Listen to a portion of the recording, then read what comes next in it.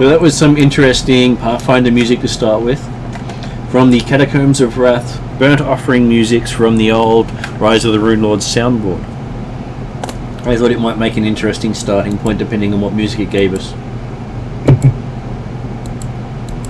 Okay, so tonight we're picking up with session number 70 or season 4 episode 13 with our two different ordering styles. And Dooza has 310 days left to sort things out. No pressure, even though Dooza's not here today. Right, sounds like 300 days of freedom and then 10 days of activity. So you have a chance to stop 3 different gangs of Riddleport to help put the ghost of Sir Roderick to rest and earn some more kudos with the Pathfinders, especially telling them about all the things you've found along the way will definitely make them happy with you. And as it is, you do have a lot of points earned up from what you've done in the last 6 sessions already. Yep.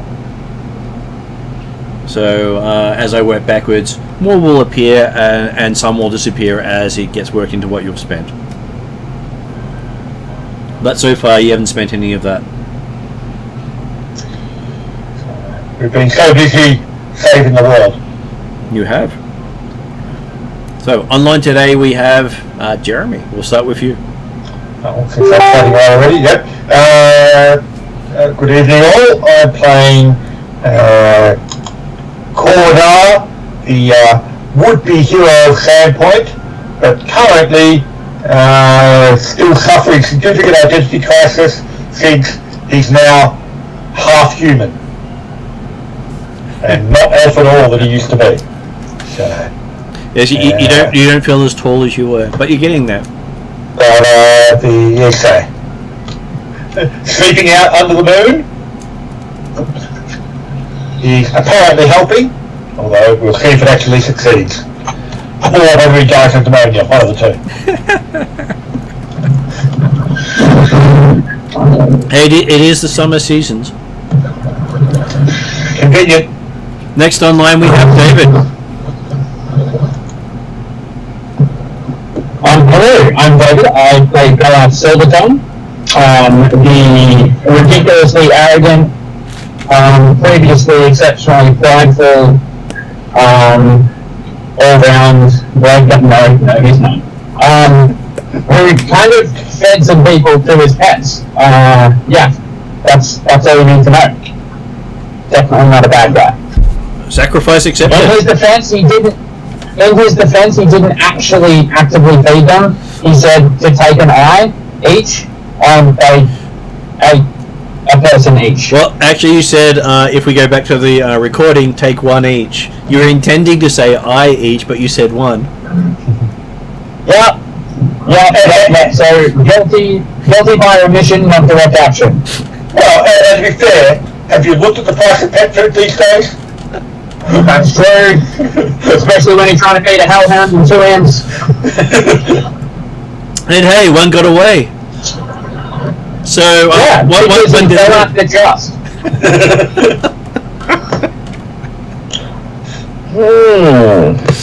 That's a direct quote. So I shall add that to your title, Baleth the Just. I mean, that's what he might be called at some point, if he pushes that a bit further. Or possibly just Baleth.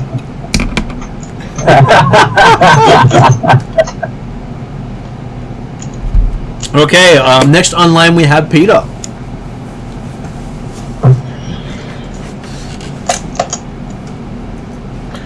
On mute. Hello. No, I'm not. I'm playing Lord Willy One Kenobi, otherwise known as Low Blow. I missed last session, but I'm looking forward to finding out what you guys are all up to. I'm sure it wasn't too horrible. And yeah, nothing bad whatsoever. And the last one we have on tonight is Victor. Hello! I'm Victor from Brazil. I play Luna of Libra. I missed a couple of sessions. I'm willing to. I can't wait to catch up with everybody. And I'm missing my birthday present. Come on, Martin. That's so well, man. I miss every session that we are not adventuring. I have missed. So I actually got my birthday present. Come on. It's still sitting there for your character. You just got to get back to Magnamar. Oh Jesus, man! It might take another 6 months, man. I have to get through at once. Okay, so things that you collected from last session. You picked up a an amulet of channel protection.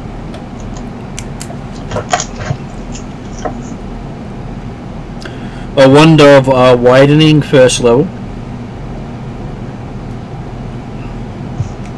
A word of what? Widening. Widening. As in Lightning. widening. Oh, widening. As in like Okay. widening effective spells. Yeah. All right, I got it. A cold iron dagger. 60 platinum pieces. And 7 ingots of platinum.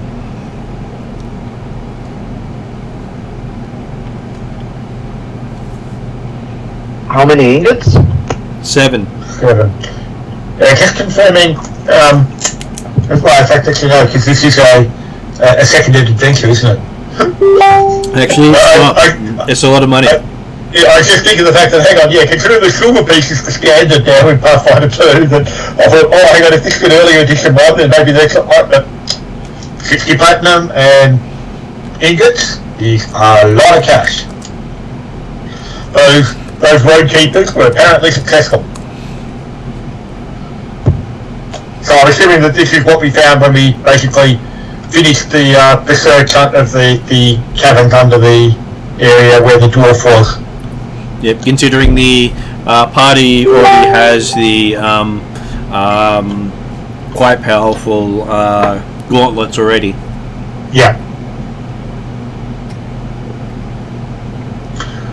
Who is bookkeeping the treasure and stuff? Gauntlets. What was that, David? I said Bellet's name isn't Gauntlets. It's quite powerful. So was Balef locked up in the tomb for all this time, was he? Probably. His sense of humility might have been. So now that you've found it again, I'm sure you'll be more humble. Yeah, absolutely. Just ask him. Yeah, did Jan? Yes, no, the humblest. The absolute humblest. No one does humble like me. I am the most humble. No one does humble like me. And Cordar could readily believe that statement. Okay, so Wow, what else done? Well, no, because no one does humble like Balath. it's a very believable statement. So did you guys wish to return to Roderick's Cove now that you've dealt with the road keepers? Yeah, that would be the intent. Did we actually have... Does Roderick's Cove actually have a recognised legal authority, like a sheriff or anything like that we've met? That the others have met, yes. Mm. As in others, as in Peter. Well, just more the idea of the whether it's anyone that's worth reporting to about the fact that the road keepers should no longer be an issue, and he's the head of the mother as proof. Well, there's also the Hell Knights who might actually give you a reward for that.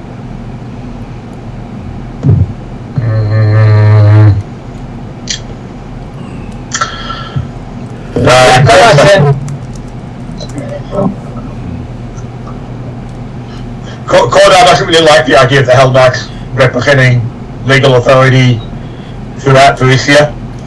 He's hearing I have some news for you. I'm not saying that it's not going to happen or anything, but as I say, he saw what happened at Ilsenden, and although also recognises that they're not all Hell Knights are the same, which is not what he actually originally thought. So, are the Hell Knights just two after buff? Yes and Some of no. them Expansion of Hell Knights. Because some are after Balak to prosecute him, and some are after Balak to get him to join. and some don't care either way. Yeah, they're lame. Why don't you join them? He technically has. Okay then, that's good. Yeah, He fits the go crime. ahead if you sacrifice an entire human to a kraken. That's right. So, but yeah, so with there's no local authority on the idea the Hell Knights don't count as local. There is a sheriff in town. Yeah.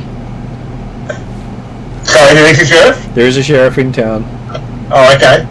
Have we met that sheriff? You have not. As I say, Peter's character has. Willie has. Okay.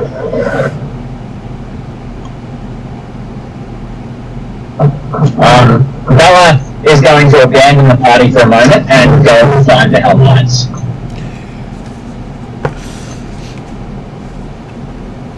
Okay, so you were told about the guardhouse, which is run by Captain Juliet Friesen. Yep. Who, And who trains the town guard and militia.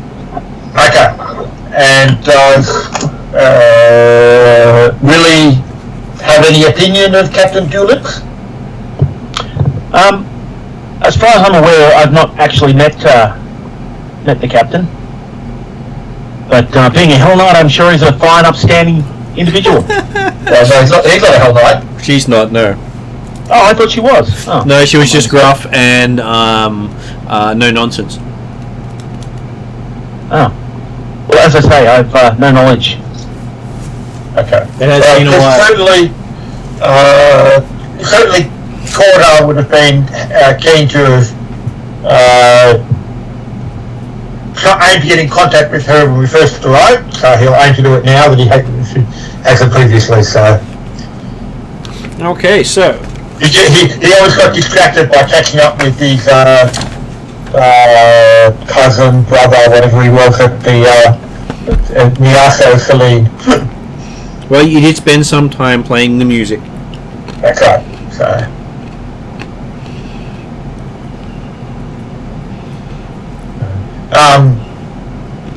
Yeah, so it's good.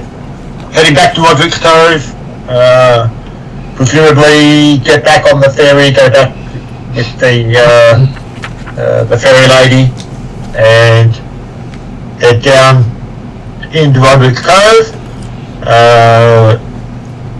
Corda will. The ferry lady gives you all a free ride across, saying you finally got that old hag of a sister of mine. Okay. So Corda will have kept the head to present to this Captain Bullock. But yes, he's not like flashing it around to other people. So. Well, she's just glad you've because she helped found out you had been going off to take out the road keepers, so she was happy that you had gotten rid of her witch of a sister, as she says. Okay, well, so I don't know that Corda noted that they were actually siblings at that point, but he won't make a big point about having killed her sister. Just that, yes, the road keepers are no longer a threat.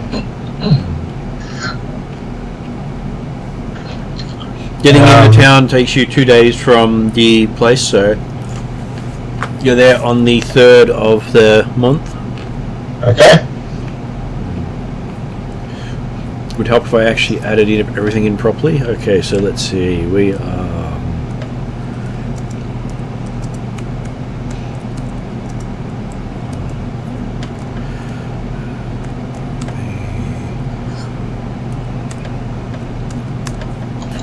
So we have Jeremy with Corda. That would help if I could type. We have Peter with Willie. We have David with Belath. And we have Victor with Luna. Okay, so the four of you are split off from the others once you reach town. Yep. And then Bella splits off from you guys as well. Yep.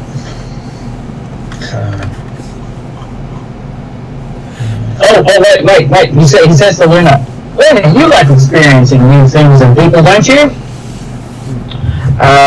Experiencing new things and people? Yeah. Like, have you ever met a proper Hellknight before? No, I don't. Do you count as one? Well, no. I wouldn't say that, but I am heading to meet some Hellknights. Or a Hellknight, would you like to come? Yeah, I'm sure. Let's get some knowledge about I don't think it's going poorly for you at all. Why? What's the problem? How bad can it be? Nothing at all when it comes to There'll be no problem. Okay, let's go.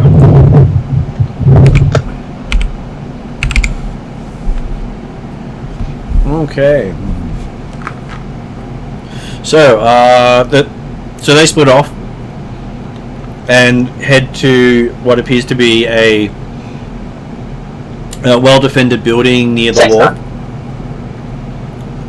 And Jeremy, you head off towards the city jail. Yep. Guardhouse.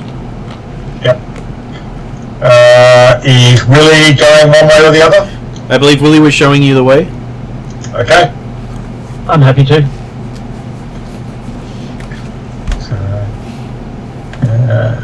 Who do you want to deal with first? Willie is greeted by Ben first, please. Willie is greeted by Captain Gillette. I return the greeting. To give you a nice strong handshake. Luckily your bones have mended. Yeah, luckily.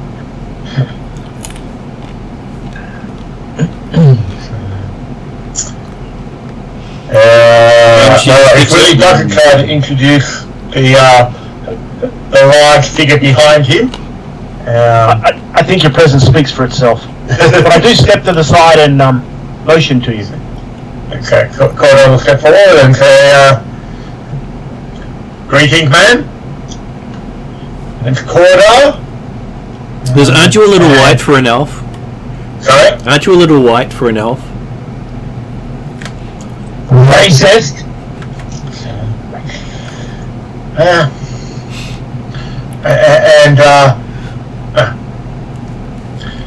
am who I am, man. It's slow-witted too, apparently. Well, I say, it was sort of statement that kind of cut deep into the way he was thinking about where he's going and who he actually was, so... you know, you could probably do with a little bit of sun. You really do look a bit pale. Well, one gets out where one must. So, but I want to report that there are outlaws in the forest who should no longer be a problem. Which group have you dealt with? She says. They call themselves road keepers. She goes, well, that would be good news because she's been wanting to have them dealt with for a while. Come on in. Yep. We'll certainly come in and basically describe the fact that the leader of the road keepers is Kaput. no more. The Statue of Liberty is kaput. And her underlings have been disbanded.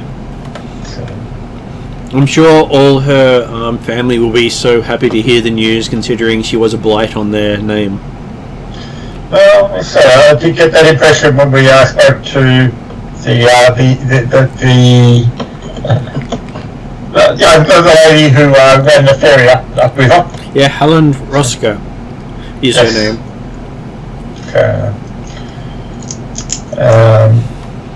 They should say she was the younger of the two. I'm not exactly sure. And by the way, here is my second here, Keela Macrosh. She's my lieutenant in town.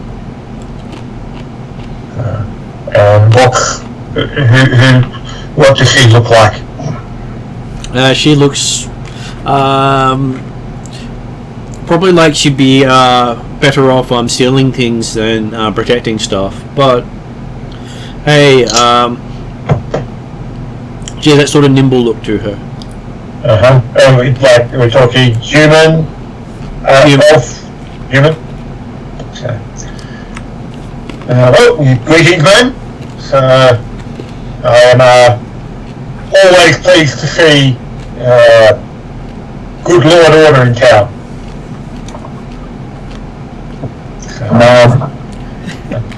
And towns like this on the outskirts of civilization definitely need a strong hand to help guide them. The captain sort of tuts you when you says that. She says, "Civilization is what you make of it." As I said, it must be fought and held. If you're ever in need of another sword in service to the community, chase you up, she says. I am at your service when I'm available. Well, that just so happens we do have two more major gangs in the region that you could deal with. Indeed.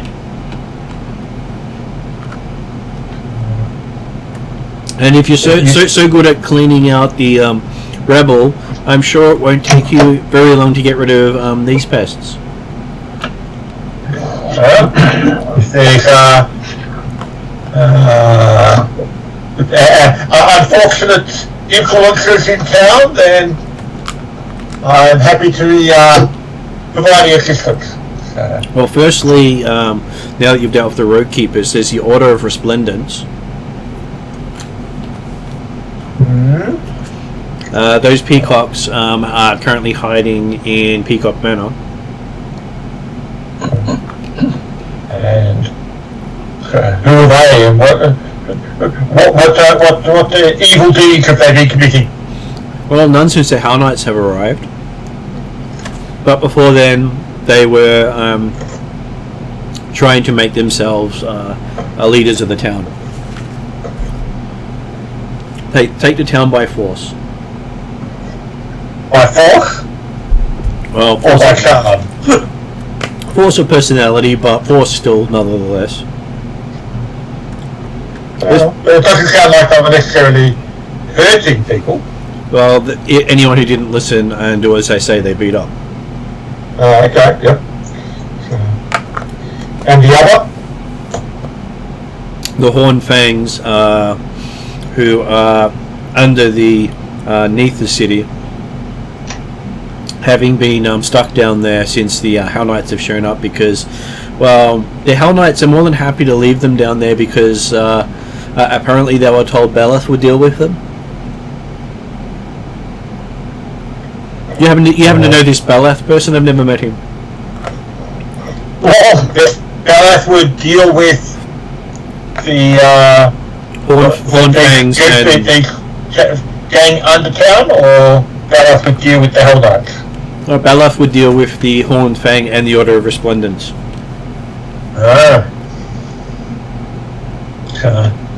Well, yes, I certainly have heard the name Beleth previously. And I can certainly say that where Beleth goes, change follows. And apparently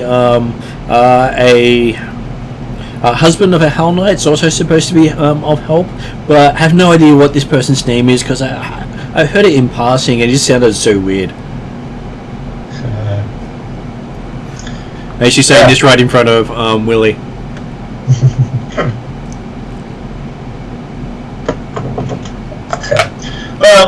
Perhaps you could tell us more of this horn fang.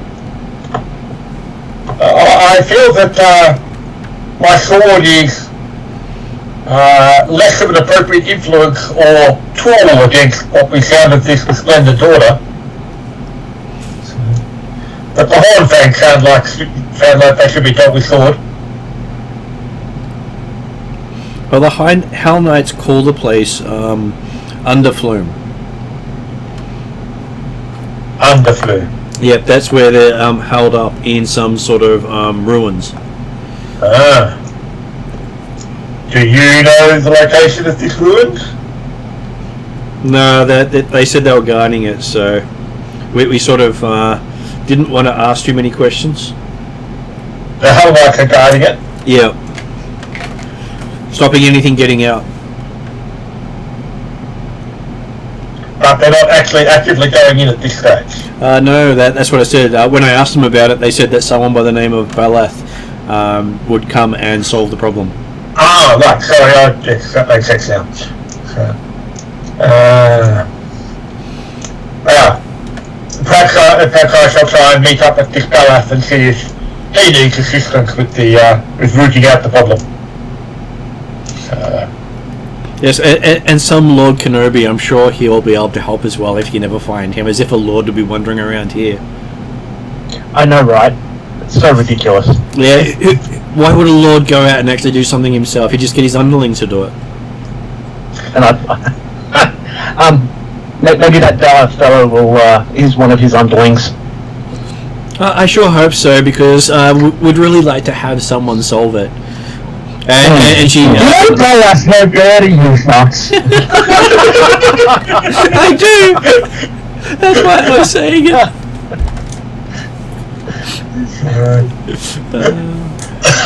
And so in the background, I'm sure Balaf's ears are burning quite badly right now. You guys are making fun of Balaf and Luna, right? For some reason, Balaf is just really angry for no reason whatsoever. Okay. So that sort of sorts out what we're having on Cordar's end, unless you wanted to ask any more questions. Well, basically, from Cordar's perspective, he's thinking that,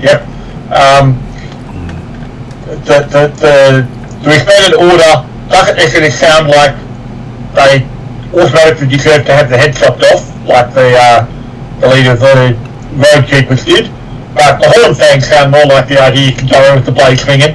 So he's more keen for the Horn Fang at this stage, and so he's keen if there was any information about how to get access to them.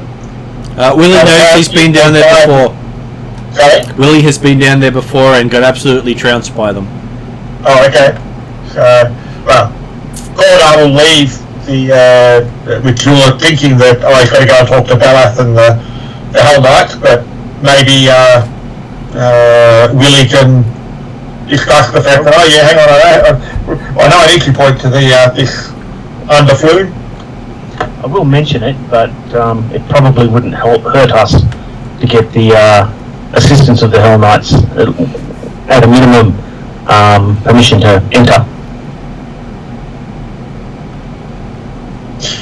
Cordar's not particularly keen on that idea, but Okay, so switching over to Cordar and Luna, as Cordar is, I sort of feel like he's been spoken of in vain. Balath and Luna. Balath and Luna, as Balath sort of feels as if his name's been spoken in vain. Well, Bella feels this wave of rage for a brief moment, and then continues it.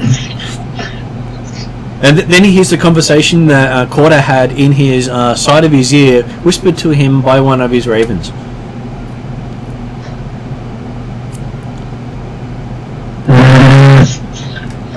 Anyway.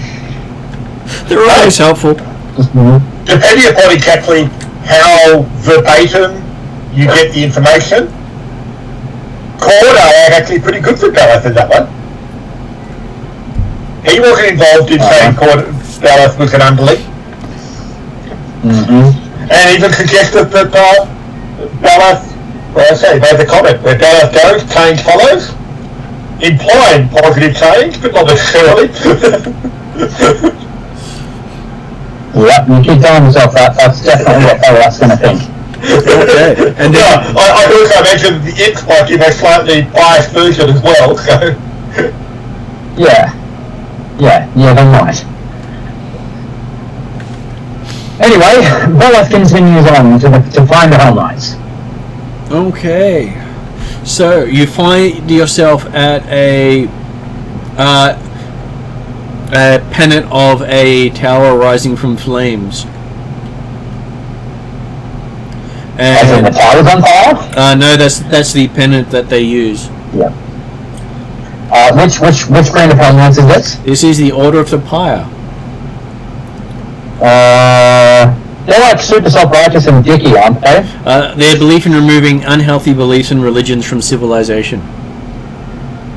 Yeah, I see. Okay, so they're noted for their bladed armor, horn helms that have 4 eye slots, and they carry around glaives as their main weapon of choice. Yep, gigantic weed nerds. Alright. Yep. So you're greeted by someone in a red. Bella. Hail, Lord Silvertongue. Hail, fine Hell Knight. Why art thou here?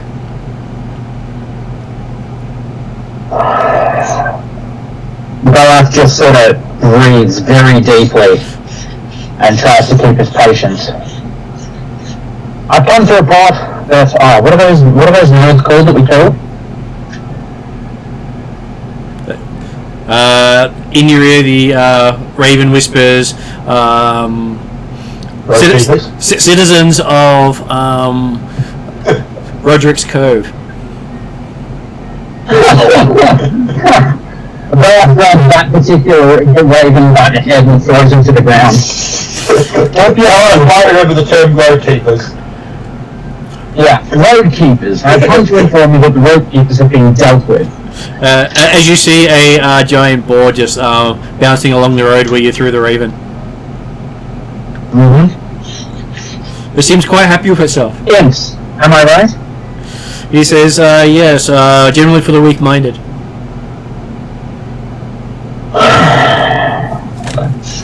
Yes, I'm sure someone with an overzealous attitude might think that. Well, what deals have you made to keep your imps? Deals? No, they just try and torment me. Well, they seem to be succeeding. You did throw one in anger. Yes, but he's laughing now, so, you know, he likes it. That's what he likes. Oh, demons love it when you hurt them. Anyway, the roadkeepers have been dealt with. I've come to inform you. Okay, what about the other two? We were told that you were going to deal with all of them by some Lady Rose. I wasn't told anything of the sort. It's only, who are these people that need to die? Oh, lots of people, but in this town, I'm sure no more than half the town. Yes, we're actually talking about the particular group. Oh, sorry. What? The organisations, who am I being sent to eliminate? Well, we have the Horn Fangs, who are in a catacombs of wrath under the city. We've kept them bottled up like we were ordered to. Yeah, what are they? What's their deal? Why do we want to kill them? Angry butchers who just want to stab people. And opposed to angry zealots who just want to kill people? Well, they've also made pacts with the God of Wrath to gain power and destroy the rest of this civilization. Yeah, civilization, you could have led with that. Alright, details on that please? Where do I go and find them?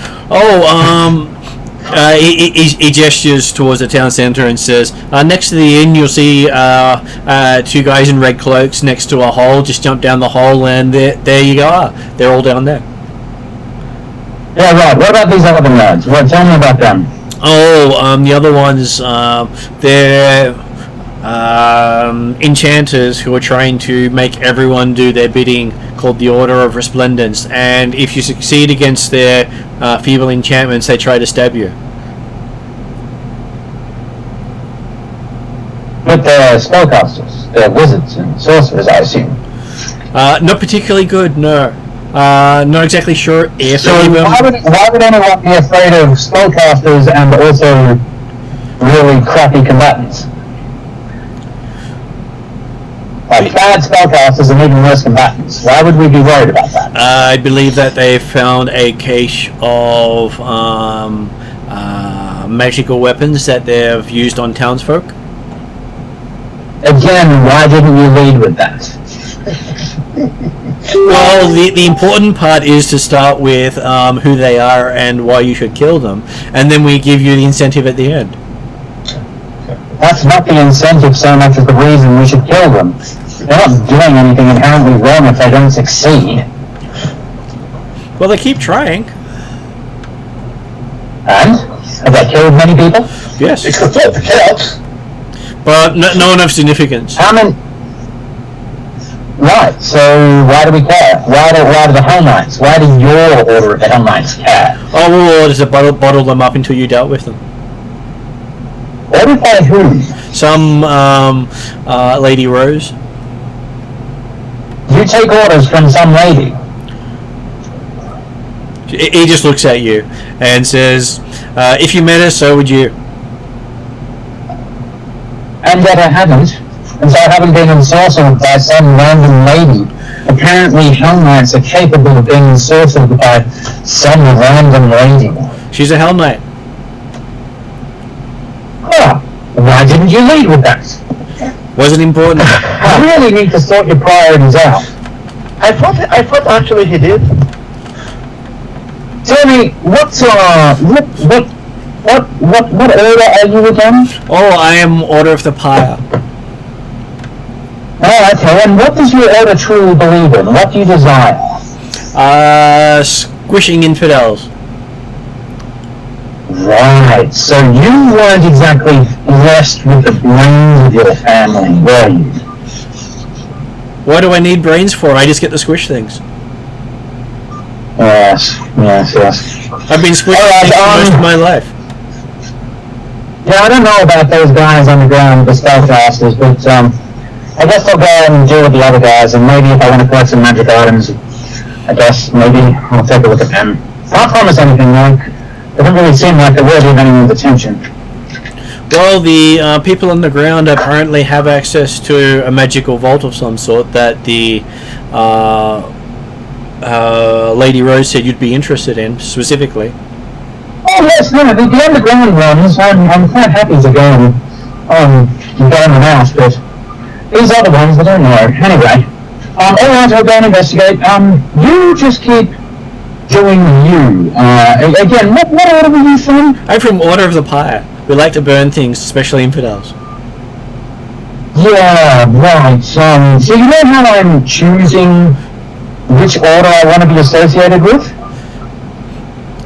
Oh, you think my order's great? That's fantastic, he says, beaming at you with the look of pure innocence. No, I don't. Try not to die in the next, I don't know, day or two. Because you forgot to breathe. Good night. I'll have to work off. Luna, hang on, sorry. Luna, this is Hell Knight. Now, You want to introduce Luna? yeah, so Luna, Hell Knights are from different orders.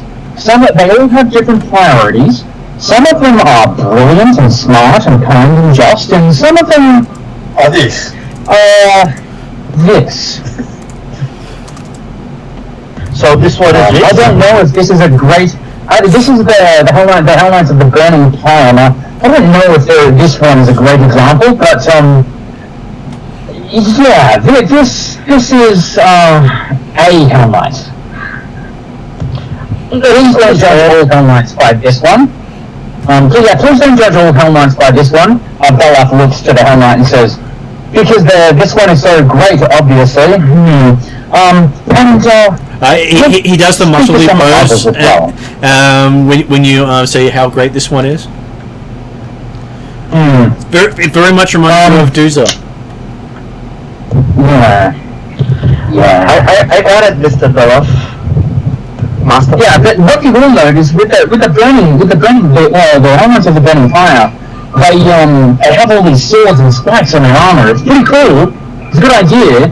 It would just and look, they are fierce in combat, brilliant, brutal, unyielding, but not really dressed in the brains compartment, if you know what I mean.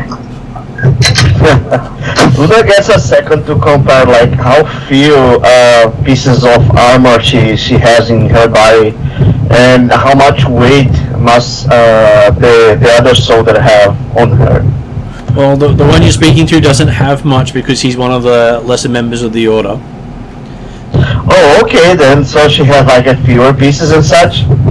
So the red cloaks are generally the assistants, trainees, acolytes, wonderbees of the Hell Knights.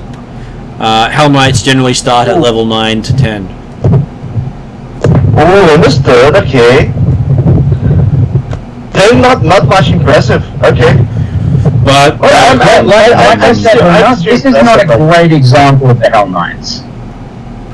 Yes, I can understand that, Master Belov.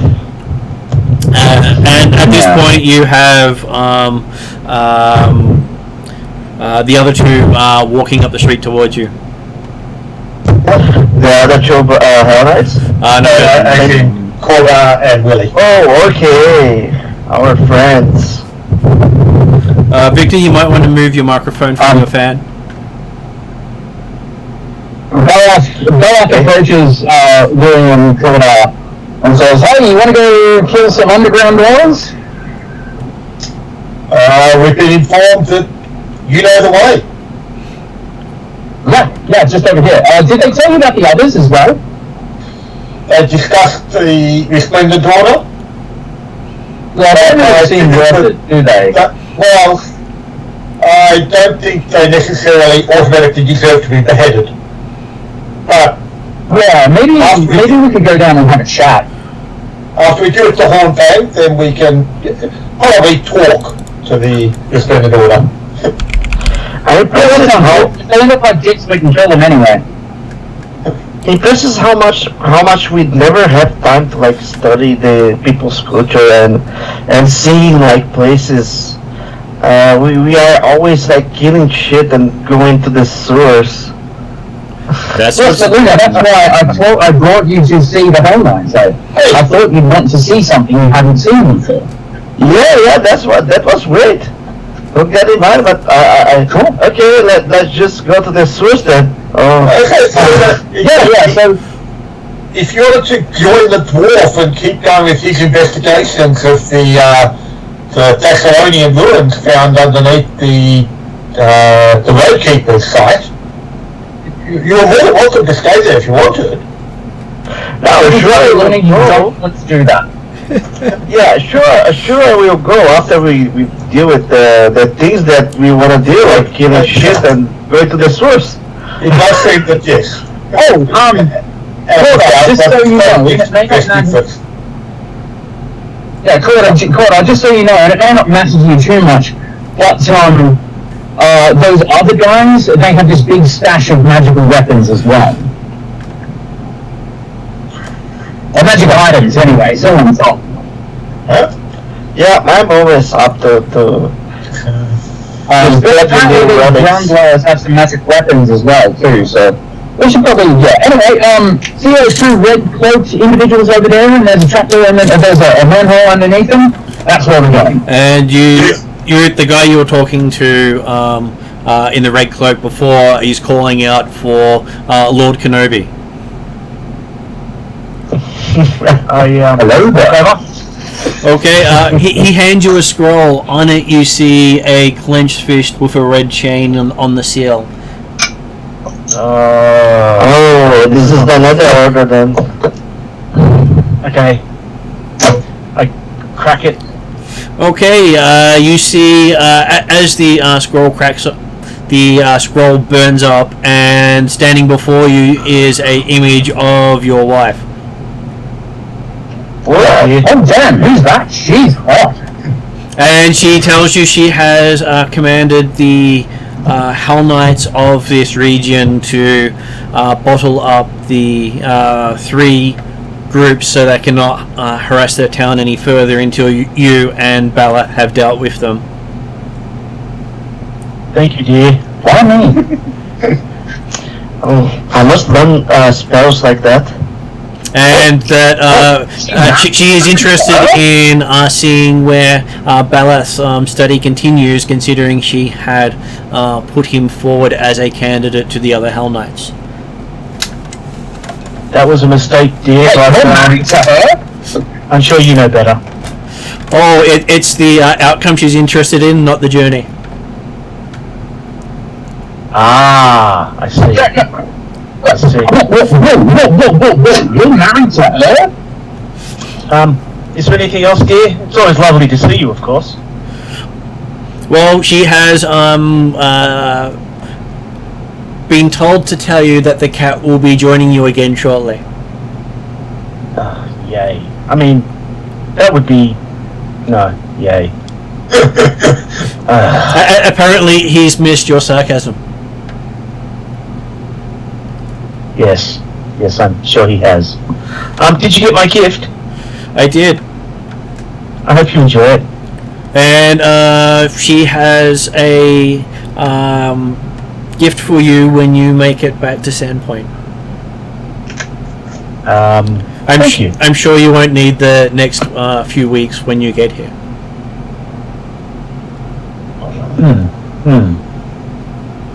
No, really. Becca, you're married to her? So, is there anything else I can help you with, my love? God damn it, man! Listen to me! She's just looking forward to hearing that you've dealt with the 3 groups that have been harassing Roderick's Cove. I'm sure it'll be a doddle. Hopefully this time, considering it didn't go so well last time. Yes, it certainly didn't go well last time. I'm surprised you heard about that, but then again, Where do you live? yes, you tend to hear everything. Well, the cat tells me everything. You should know that. Yes, that's what I mean. Damn cat. And then the image shrinks down to the cat, who's just staring at you. Hey, cat. And you hear "greetings" in your head. Yeah, I go. Oh, I turn around to the rest of the party and say, well, it looks like this is going to happen.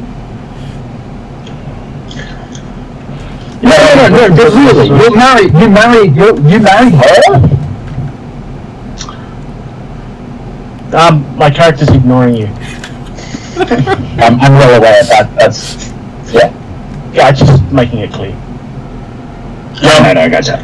David, just checking Yes. what Balath told Gorda and Willie when he was saying, oh yeah, we should go down and take out these horn fangs.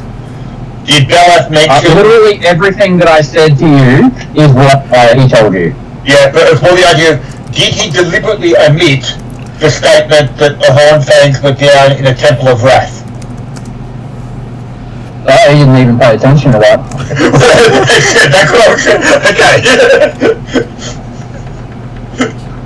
That does not care. Well, it's just the fact that Balath has dealt with Temple of Wrath before. And? So, Balath creates his own divinity and gods. He doesn't care for any other sort of nonsense. Especially after the last religion that he helped invent. The big grey cat looks at Balath, and Balath feels a lot of contempt through his mind, screaming from the cat. What the hell did I do? What's wrong with you? What? Give me a will save for Balath. Hang on. Let me get my dice roll. Sorry, I'm just doing a bit of spring. Is this about blasphemy? I don't know.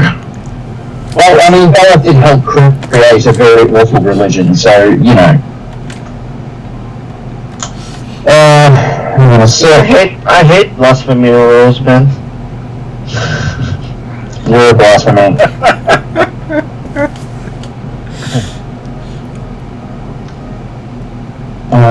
17th to the 5th. 12th and the 2nd, 15th. Right, which one? Goddamn American dating and date formats. I'm glad you clarified that statement. Yeah. With a roll of 13, I got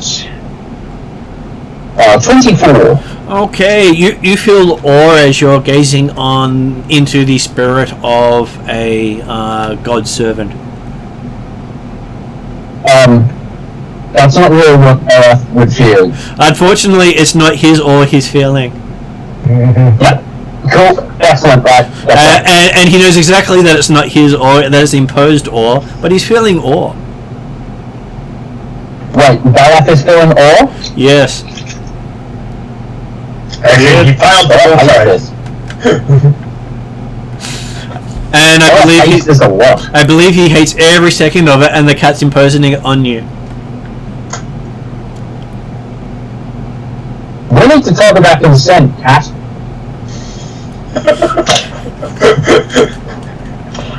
Master, we I love you, and I wish I didn't.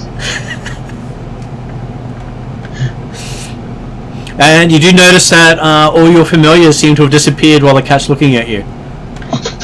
What the hell? Willie's looking at you with understanding and maybe even a little bit of pity. Yep, so Balak drills for a little bit.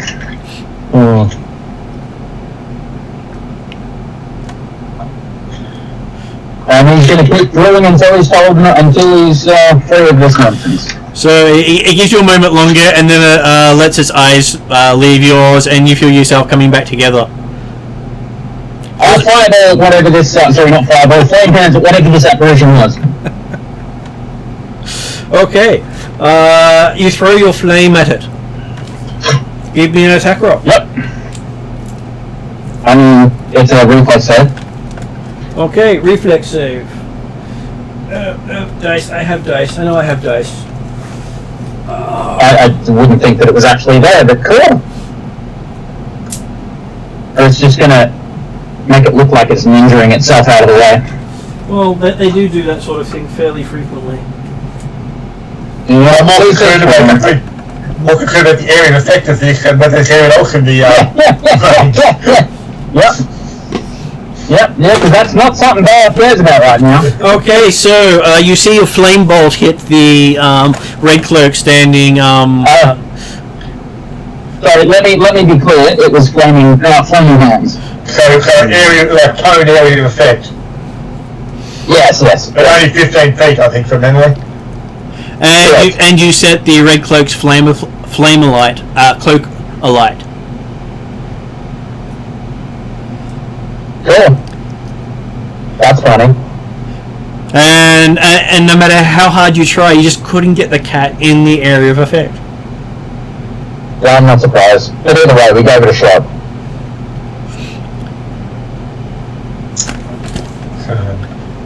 And you hear a really deep, gravelly voice run through your skull going, "Tribute accepted." What the hell? Well, we're in the middle of town. What are you doing? And you have an Ben would think that it sorcered me. Ben ensorcelled me. I ensorcel others. You have a thing in your ear whispering, "It's not from hell."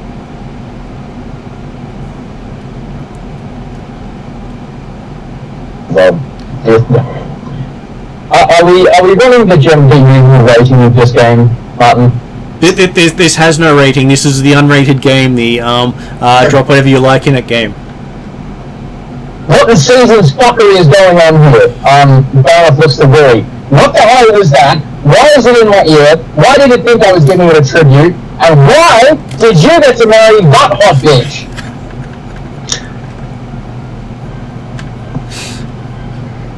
just going to quietly just walk away and possibly try and track down Ordrani. No, go up just to Corda. Corda, get in the hole!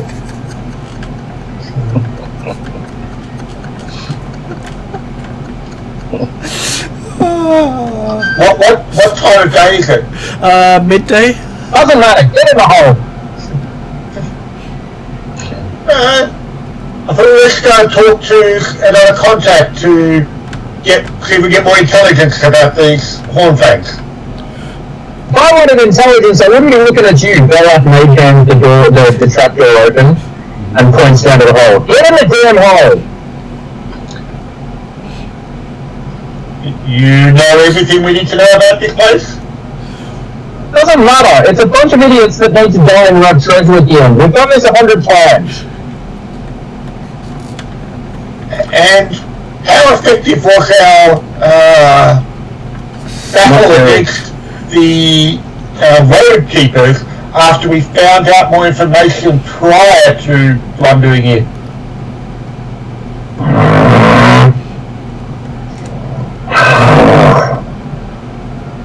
If I had the will or the desire, no. If I had just a little bit more desire, I would burn you where you stand and laugh as you squeal. And then you hear... Can we just go in the hole and kill things, please? As Malov says that, he hears in his head, "Your wish has been granted." As he suddenly feels himself filled with far more desire than he knows what to do with. Whoa. I helped start the cycle of life. You cannot fill me with desire. I didn't say what you got desire for, you're just full of desire for... Yeah. Okay. And it's all aimed at Willie's wife.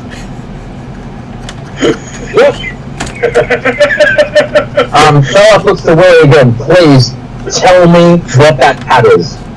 Also, tell me how you got your wife. Also, the cat. Out of 4 IQ, you scored that 11.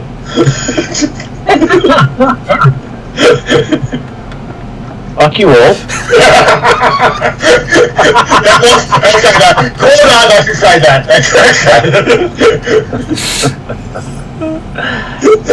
I was providing some words for Bella. Nope, Belloc didn't make any judgment on you whatsoever. Willie turns to Cordak and says, "The last time we were down there, we did remarkably poorly." Cordak? Did you just turn Cordak and Belloc into one person? What did I say, Cordak? Yeah. You said Cordak. Oh, did I? Oh, well. I don't mind, I thought it was funny. That's a new pairing. We did remarkably poorly. We might want to be more careful this time. Yep. So that's taking some time to find out exactly what we know before going down, maybe worthwhile? It probably wouldn't hurt. I hate all of you. Belloc walks over to the trapdoor. Let me just look at my spell list. And cast Produce Flame inside, down into the opening a few times, just because he's really pissed off. Just shoot the 3 burning Produce Flames down there. Each time he does the Produce Flames down there, he hears the deep gravelly voice going, "Oh yeah," in the back of his head. Oh yeah! Oh yeah! Wow. Fucking Kool-Aid Man down there. Yep. Do it again! Do it again! Do it, Daddy! Do it again! And even worse, it says, "Go deeper."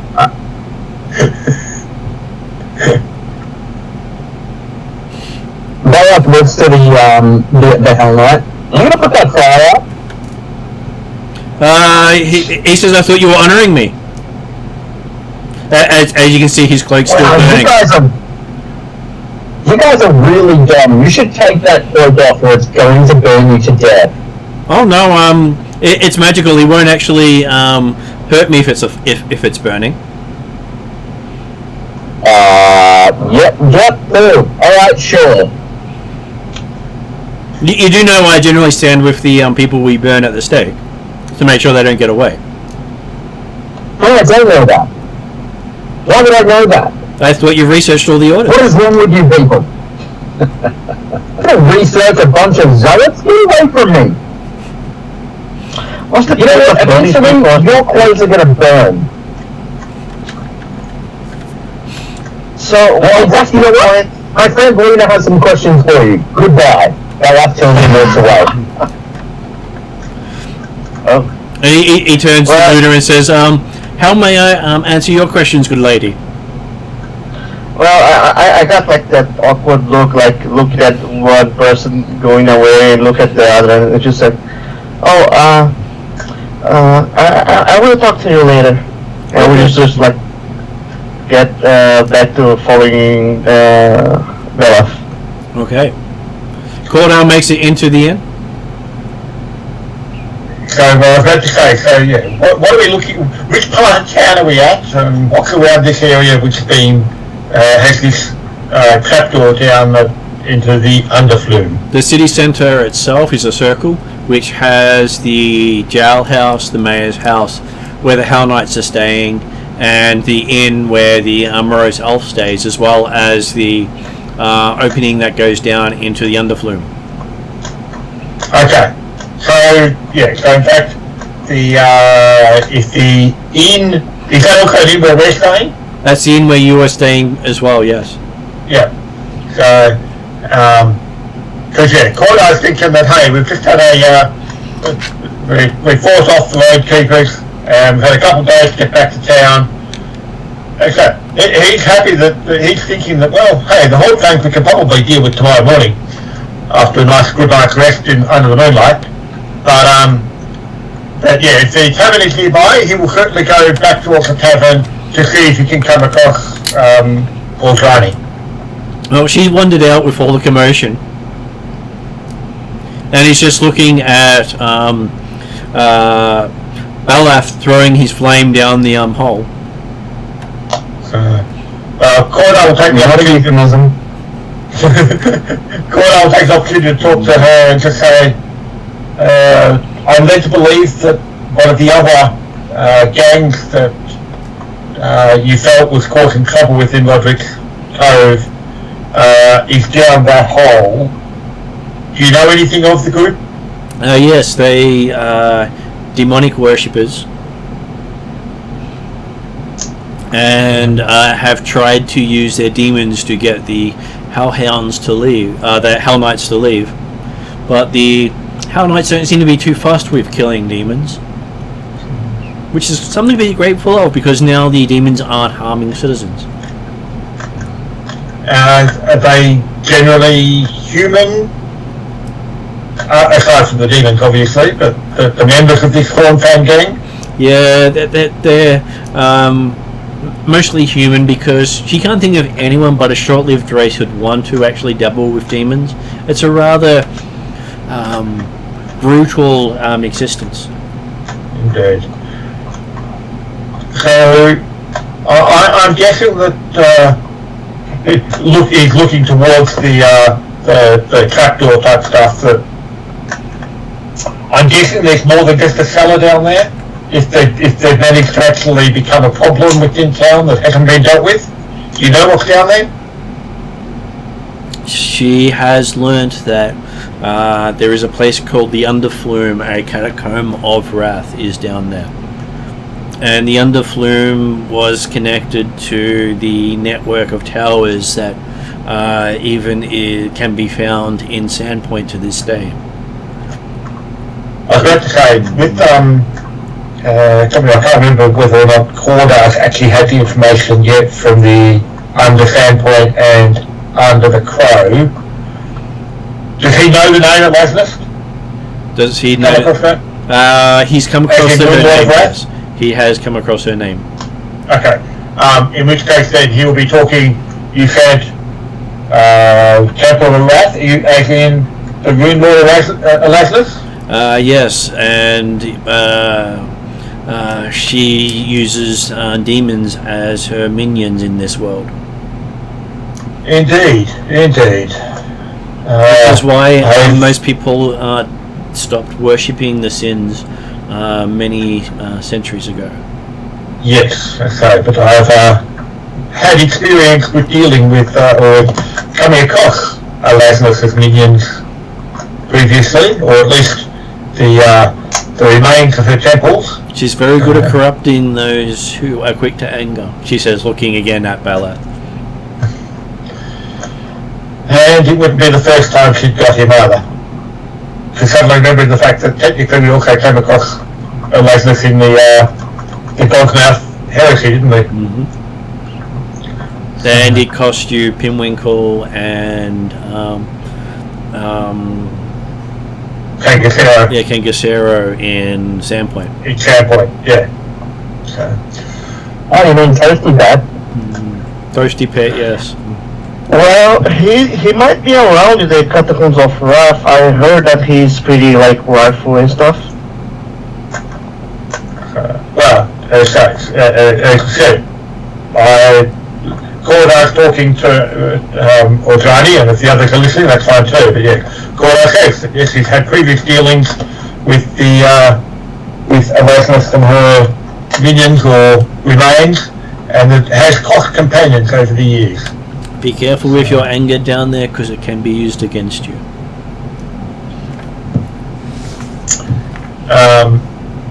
And so then, yeah. Presumably, this is also while this is going while Power still trying to shoot balls down the tube and things like that. But not a euphemism. Then was Willie stepping back? Was he happy to be chatting or nearby when I'm talking to Orjani? Sure. I understand you've been down here once already. What do you expect to find? We didn't make it very far while we were down there. We ran into a number of demons. Can you describe They were humanoid, funny skin. Red glowing eyes. Can you describe the layout of what was Mouth going that on? opens like claws. Yeah, they had a tendency to go berserk. Very difficult to kill. Can you describe the layout of what took that down there? They saw 3 rooms. Yeah, I described 3 rooms. That's as far as we got. Okay. And when we're talking rooms, because they're talking about catacombs, we're talking natural rooms or Work rooms. And yeah, man-made.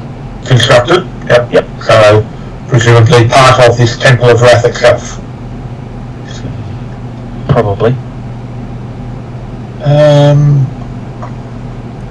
Okay. I guess are people going to head off now in the early afternoon? No time like the present. Let's say not Talbot. Produce flame. Darkness calls, produce flame.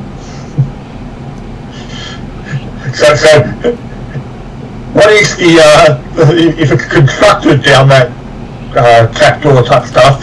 How big's the space that he's producing flame into? From memory, it's a drop into about a 10 by 10, but it then opens up into a larger room.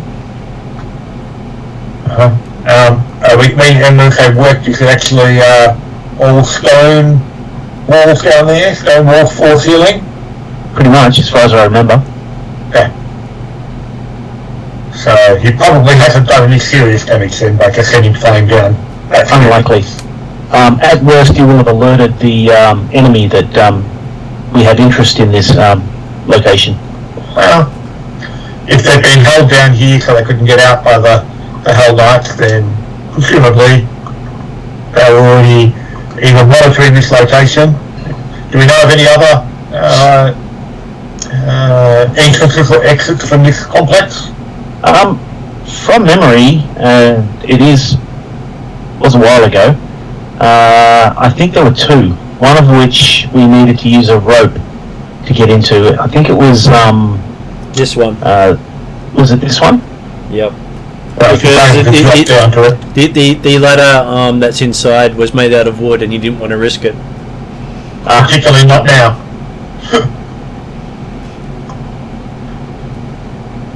For some reason, I had it in my head that there were two ways in. There's another way in that is supposed to be under the mayor's building, but That's right. that was rumoured, and you couldn't actually find it. The mayor knew nothing of it. Or at least that's what he said. She said. She said. Are the Hell Knights aware of this other rumoured entry-exit?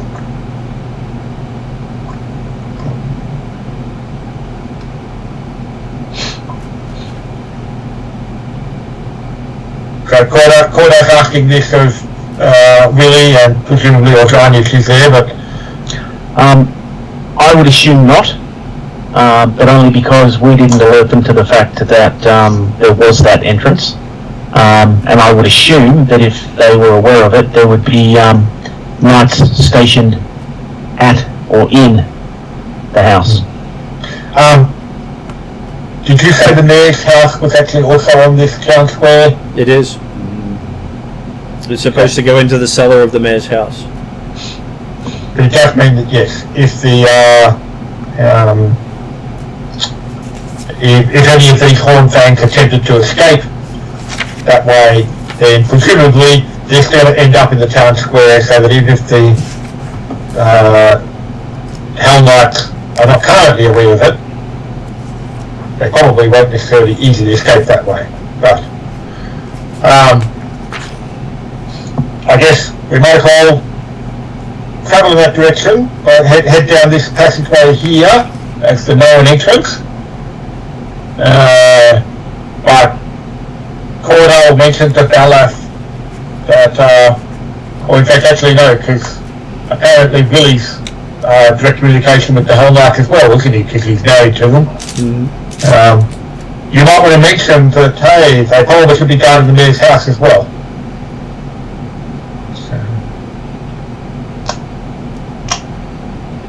And then have a look down the this trapdoor to see what can be seen.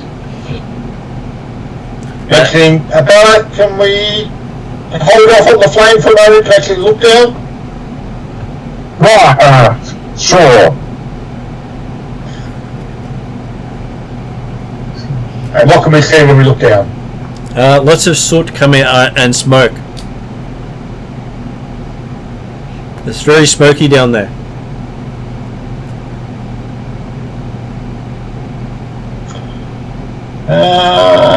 So you don't want to go down now, is that what I'm seeing, Gareth? Okay, we'll go down there. It's only smoke. I'm breathing worse, trust me.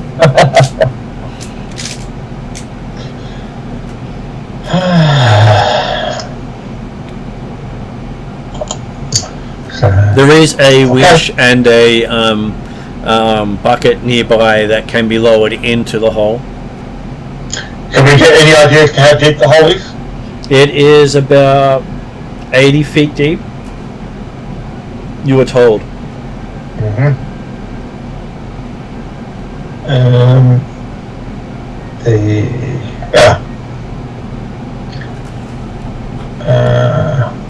And no one is, well, Lily's probably the only other one that might be there, because I'm assuming the rest of us haven't. We haven't actually made any relations, particularly with the mayor of Roderick's Cove yet, have we? They have, but you haven't yet. Yep.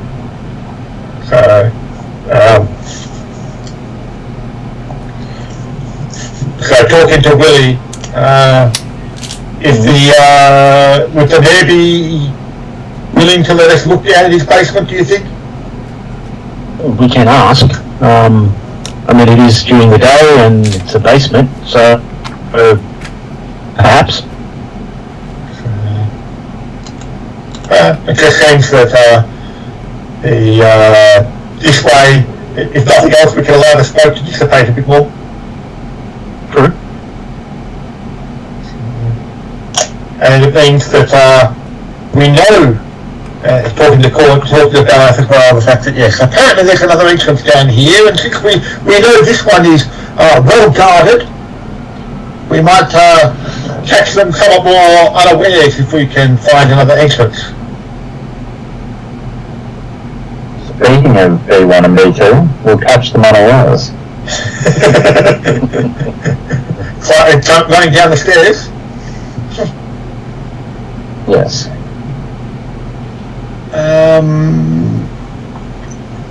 So then, yes, well, that we can go across the square and meet them there.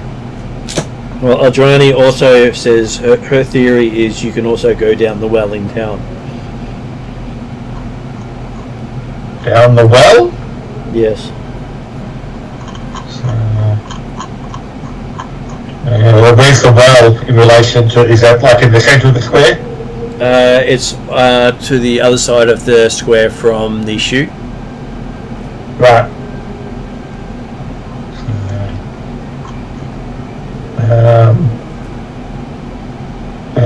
But presumably the well, is the well in well use? The well is in use, yes.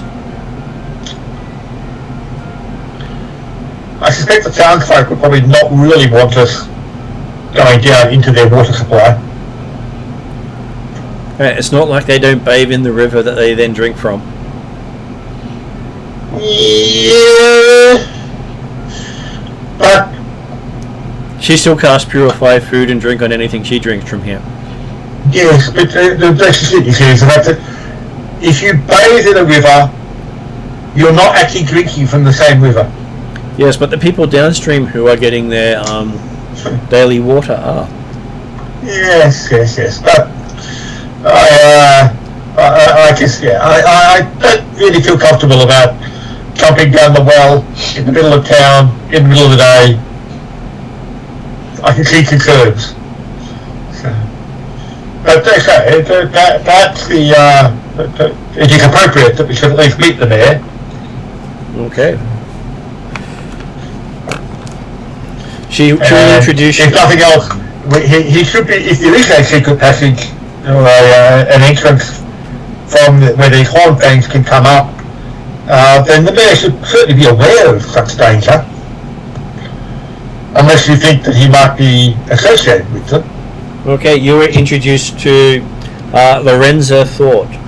She's the current port governor and mayor of town. Lorenza Thought. She has a red jaunty cap with a black feather in it. I must say, I'm glad at the equal opportunity in this town. It seems all of the major government personalities are female. Can't really do a good video for you. That's right. But yeah, but most of the main parts of this town are run by women. Mm-hmm. Mainly because the men are a little on the deaf side. I was going to say like this. Both good and bad. Noted that we had Mother Nightrush. Mm-hmm. Maybe that's what they've got against the peacocks, the resplendent order. They're men. Well, you find that most of the underlings are men.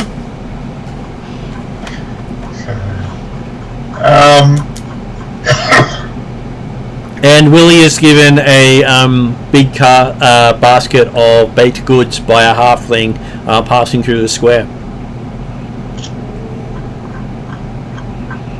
I love this halfling.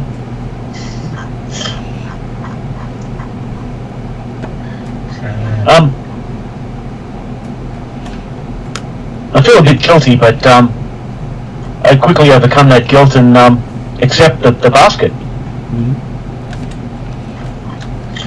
And he does whisper to you, if you get hungry, the basket's also edible. Oh, really? Waste not, want not, she says. Ballard and Corridor don't recognise this halfling, do we?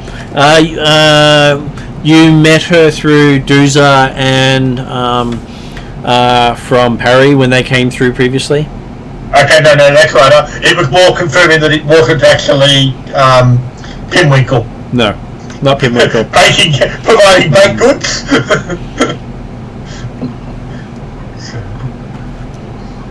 So he has done that on the on the Friday nights before.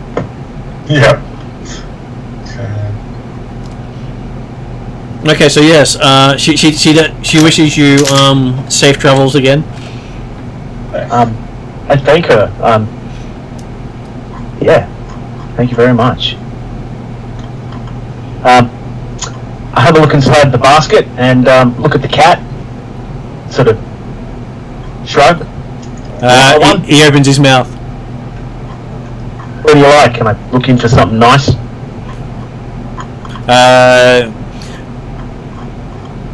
You get a growl in your head along the lines of poppy seed. No worries, I'll have a bit of a look around, and if there is one, I'll grab it. You do find one. And I'll hand it to the cat. Nom, nom, nom, nom, nom, nom, nom, nom. You hear him purring quite loudly, so much so that you feel the vibration in your feet. Does any of the group want one? Or some? I can't eat it all.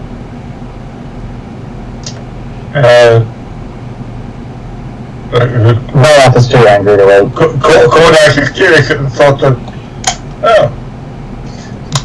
I guess since we've missed lunch, so it would be a nice bite to eat before we go in, or is it perhaps a suitable gift for the mayor as compensation for asking to wander through their basement? Lorenzo says you can go through the basement. I don't care. They never found something last time. They said there was something down there. So people have already looked? She points at Willie and says he and his friends had a good look. They told me there was an entrance there. I said, don't be daft. No one goes down there. There's only records. And they only found records. What she said. I said if there was a hole down there, I would convince the Hell Knights that maybe they should deal with it instead of wait for this so-called Lord Kenobi to come along and fix all our problems.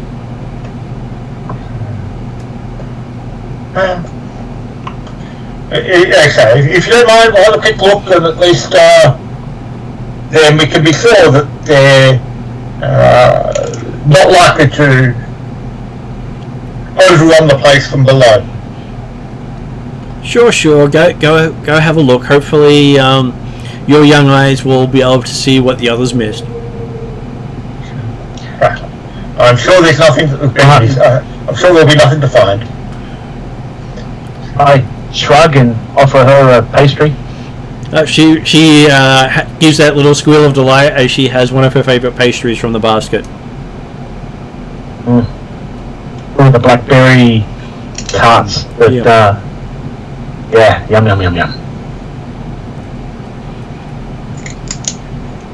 So we head down to the basement. Yep. You find yourself amongst some of the most boring books imaginable.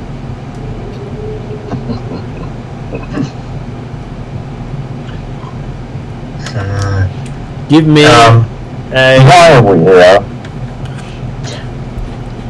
Well, there's a rumour that suggested that an alternate entrance down to this Temple of Wrath underneath Roderick's Cove, in which the Horn Fangs are ensconced, and as it was a bit smoky down the main entrance, I wanted to ensure that there's not going to be any escapees coming up this way. give me a perception roll from everyone. Where is it? We didn't find it. Oh, right. But by all means, look. So what are we actually seeing out here? Obviously not some records, so they're like boxes, cupboards, or... Boxes, shelves, bags on the floor. The walls of the cellar are all bricked up and sealed to keep the dampness out.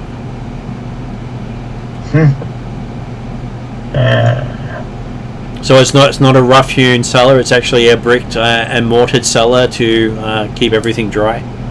Okay. Well, Cordar will start making to... So, I do. Cordar will start carefully looking around and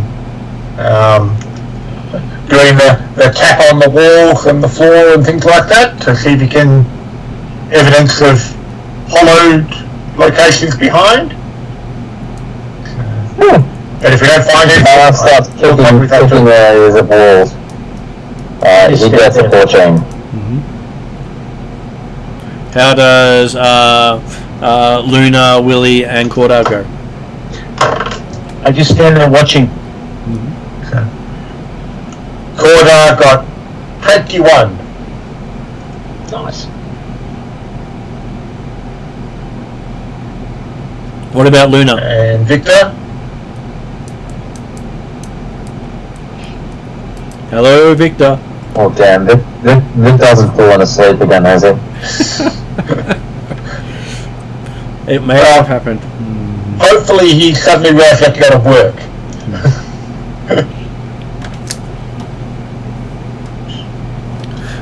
Well, I would suggest sending him a text message that might wake him up. I'll spam him. Okay. Gonna say, I want an 18 for him on the die. Presumably his perception would be about at least +7, +8. Yep, I assume so too. So probably around the 25 mark. Both Cordar and Luna spend about half an hour looking for the place while Belaf is randomly kicking rocks and bricks. And after... Okay. I will pick up my dice. Just 1 second. Okay. Had you fallen asleep, Victor? No, I wasn't asleep.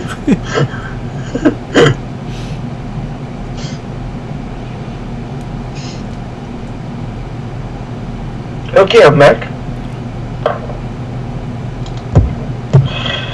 So do I do a perception check also? Yep, perception check.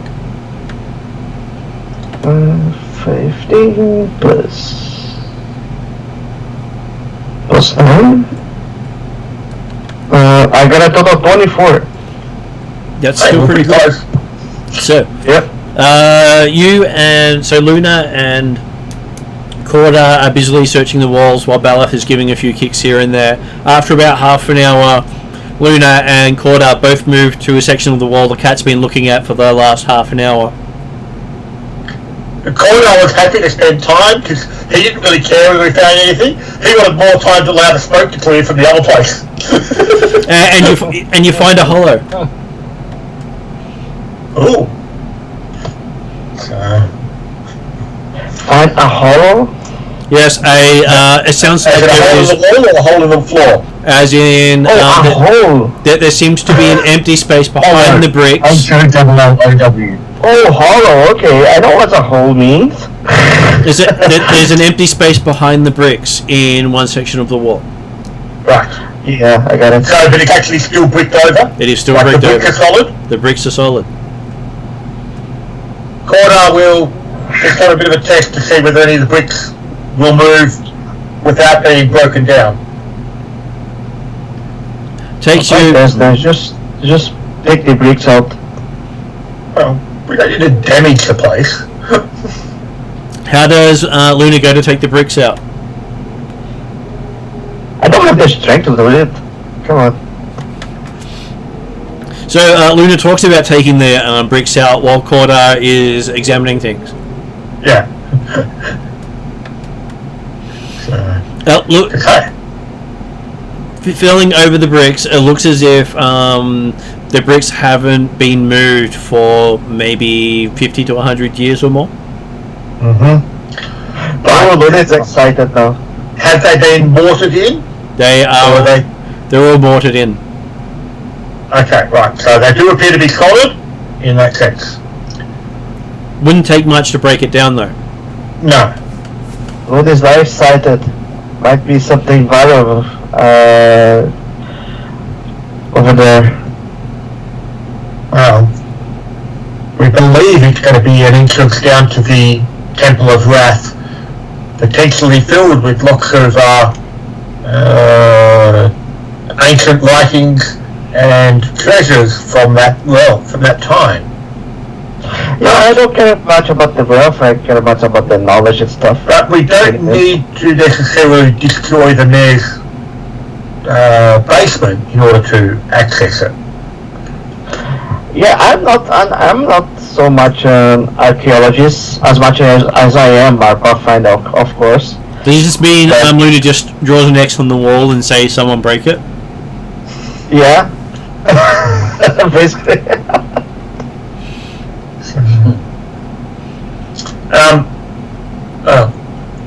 Cordar will go up and talk to the mayor and explain that, well, there's not actually a direct entrance, but it does seem there's a hollow on the other side of the wall down in your basement. She shrugs. Would you desire us to carefully remove some of the brickwork there to examine what's behind that hollow? As long as you put it back the way you found it, she's happy. Oh no, this might take a while. I wanna see myself in. You want to seal yourself in? Yeah, I want to go in already. Well, if you're keen to get in there quickly, then perhaps we should go down the other chute, and we'll just let the Hell Knights know that there may be another escape route for the or another location they should monitor. If the Hell Knights were here, this wall would be like removed already. Yep. Well, no, because the Hell Knights didn't go down there specifically. They wanted us to go through, so. If we go down through the hole that the Hell Knights are aware of, I imagine that the enemy's going to know, or at least be aware that people are likely to be coming down through that. How about we remove like as many bricks as we can crawl and get through the wall. We don't need to like make a whole like tunnel or something. We just need a little hole to get in.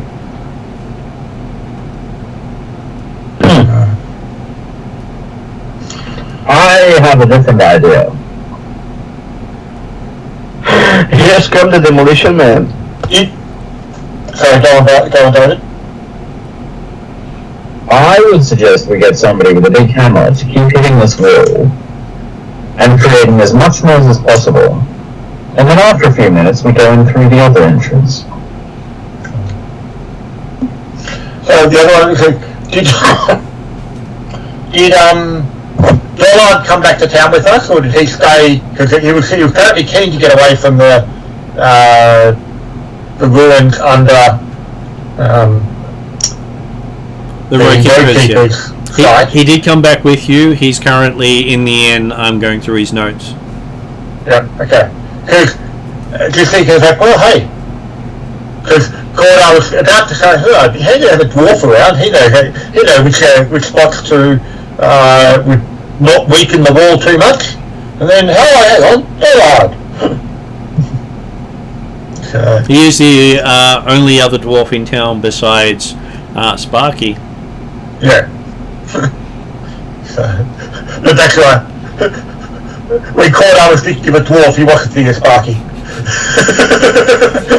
Or the half dwarf, Harry. Yeah, even less so. Well, yeah, I'm just thinking that potentially, because certainly, yes, if we were to barge our way through here, then obviously any element of surprise would be removed before we had got through. But perhaps Dollard would understand which bricks could be removed most easily and quietly. The bricks are just mortared in there, aren't they? They are, yes. I pull out I don't know, a dagger, and I test the mortar between two bricks over the hollow. You are where we expect the hollow to be. You are able to scrape it out.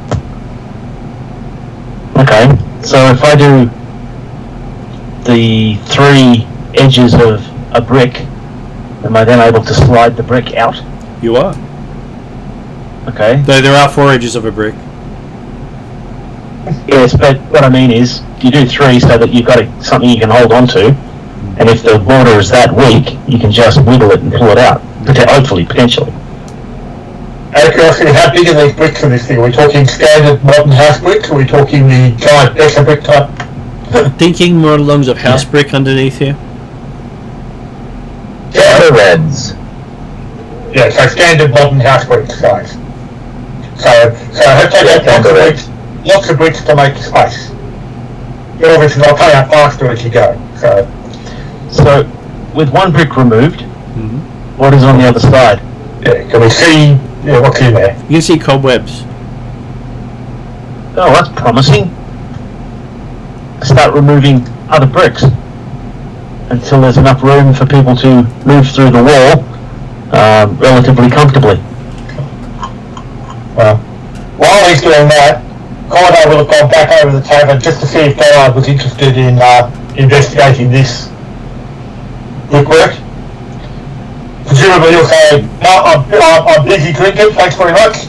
But he says he'll do it in the morning. He's still recovering from all that exercise.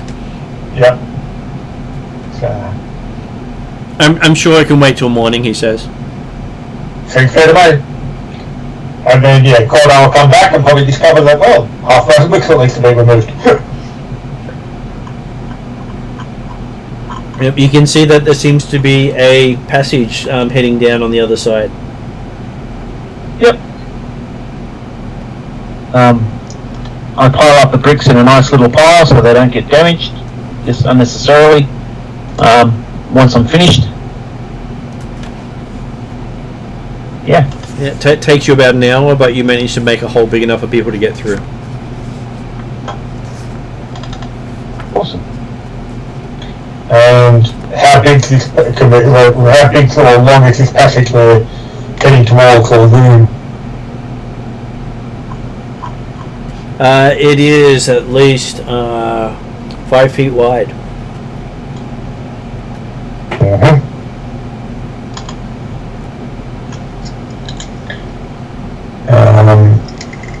And does it seem to go a distance? It goes on. It sort of goes and curves around. So as you look at it, it seems to disappear around a curve within about 30 or 40 feet. Yep. But it also goes down at the same time.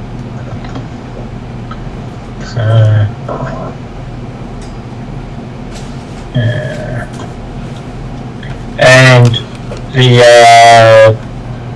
cobwebs appear to be all normal, natural, standard spiders in a deep, tough, unused location for a long time. It does. Okay. So, it does look. It doesn't look as if there's much airflow here. Okay. Cordo will use his flaming sword just to clear the cobwebs out from the entranceway. Okay, as you hit it with the flame, you see the flame quickly burst and go down the length of the corridor very quickly. Okay. Does that give an indication as to how long the corridor is? Well, you can. It just curves around and disappears, doesn't it? It curves around, and you can see the light bouncing around the corner for A few seconds at least. Yeah. Okay. Well, Cordar will aim to crawl through the hole, and then I guess, is it a 5 foot in alternate, like 5 foot wide, 5 foot high, or is it 5 foot wide, 10 foot high? It starts off as a 5 foot by 10 foot, then it goes 5 foot by 5 foot, then it goes 2 foot by 10 foot. Okay. Sort of moves around a lot. Cordar will start to, having cleared the spider webs, he'll fall straight through and start moving down the passage. I'll follow you. Okay, So will I. And my axe. What was that? Cost more than I thought it was going to. It's okay, we'll work it out. They're done, and they've got titanium now, so they should be. All good. Okay, so yes, you spend about what feels like hours walking under there. That's probably only about 10 minutes, but it felt like hours. As this thing Calcrix bounces through this thing. I'm sure if Calcrix bounced through this scene, it would terrorize a lot of them. Probably. Well, they have a cat that makes them worship it. Calcrix would be in trouble, then Drazza might lose her.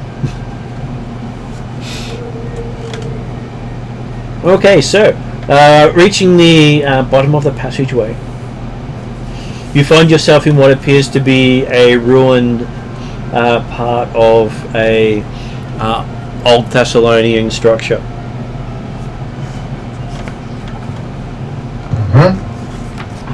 Nothing here seemed to have survived the collapse of the complex, but you do see what is a large chamber with an opening off to the side.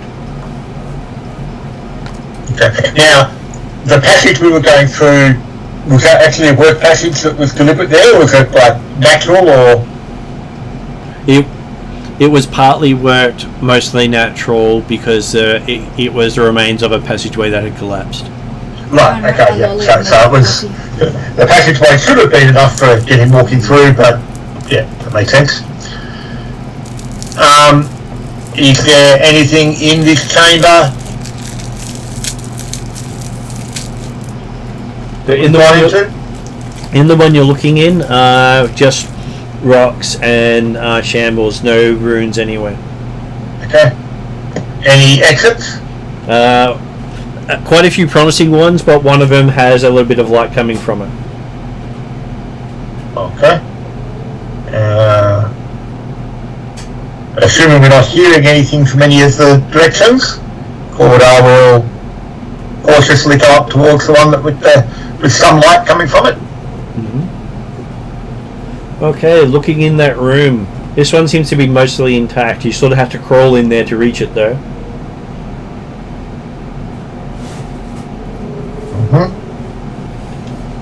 You'll aim to see if you can look in there before crawling.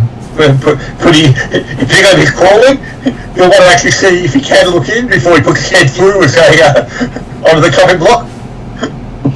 Okay, looking into the room, you can see what appears to be many sigils on the walls.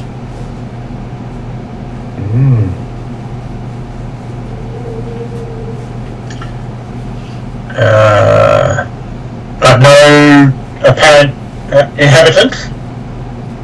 None you can see. Is the faint light you can see, is that coming from the sigils? It is coming from the sigils. Okay.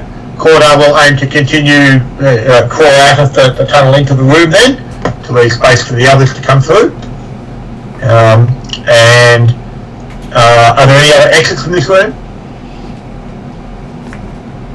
You can see what appears to be another exit with rubble piled up over the actual exit itself, just past the doorway. Okay.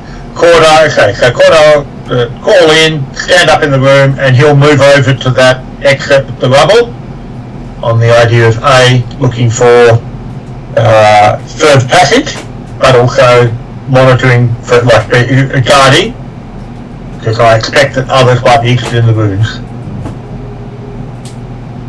Okay, does everyone else head in there? Yeah, absolutely. Yep.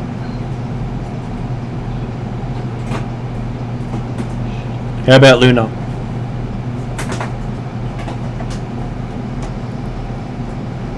I assume Luna heads in as well. I would expect that Luna was scrabbling for the having been left at the back. I would expect that Luna was scrabbling to try and get through. Okay, as you enter into the room, you feel the magic of the area wake up. As around Balath, the runes all go to a dirty red color. An angry sort of red is how you can actually perceive it. Make a will save for Balath, please. Really?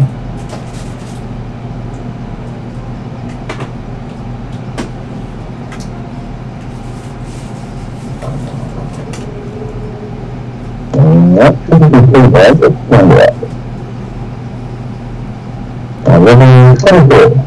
24. Okay, so it's a failure, not a critical failure, so you're aware of what happens. You find yourself screaming out in Thassilonian. And while you when you scream it out, you know what the words mean, just not how to say them. Okay. So, and So I'm assuming the rest of us, Bella starts speaking in tongues. he starts speaking in tongues, and as you look at him, he looks like the goddess of wrath, Aslanti, Aslanist.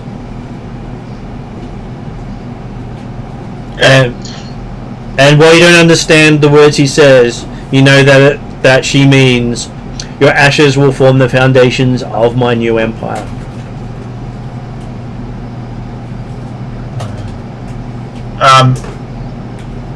Now,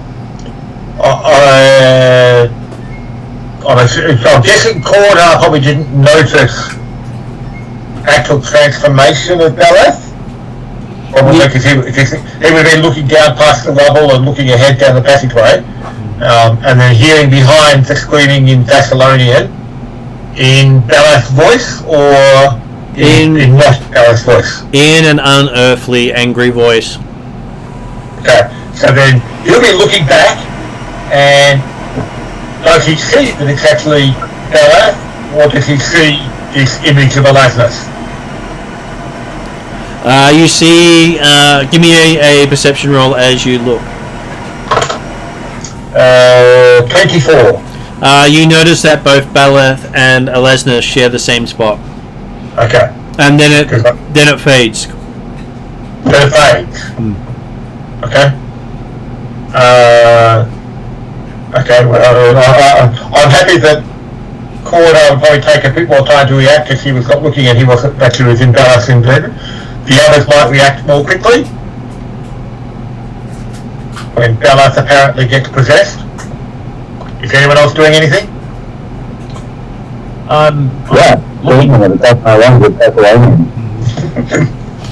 Yeah, you have stopped now, and you feel the impulse to scream go away.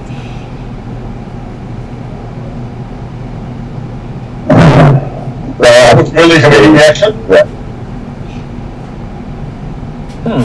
Two gods, one day, both messed with him. I was going to say, he gets possessed a lot, this guy, doesn't he? What did Luna think? You awake, Victor? I'll try and do it.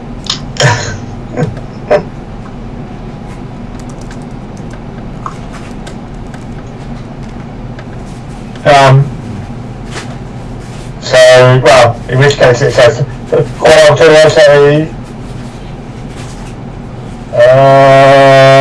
was that? still on them? You can, yeah. There we go. There we go. Yeah, I'm back. Sorry. No, that's Okay, okay. wait. What did I miss? Come on. You missed the whole possession. Earth turned into the goddess of rage for a brief moment and yelled out that you will be the ashes. Your ashes will be the foundations of my kingdom. I want In a room full of glowing runes, presumably in Thassilonian. I don't want to be foundation of any kingdom, but okay, that's a good warning. Path looks around and says, "Well, you see what I did. I had no choice in that." Yeah. Well, remember where we are, everyone. Control your emotions, especially your anger. Shut the hell up, Corda. As Bella says that, you see the runes around Bella start to light up a murky red again.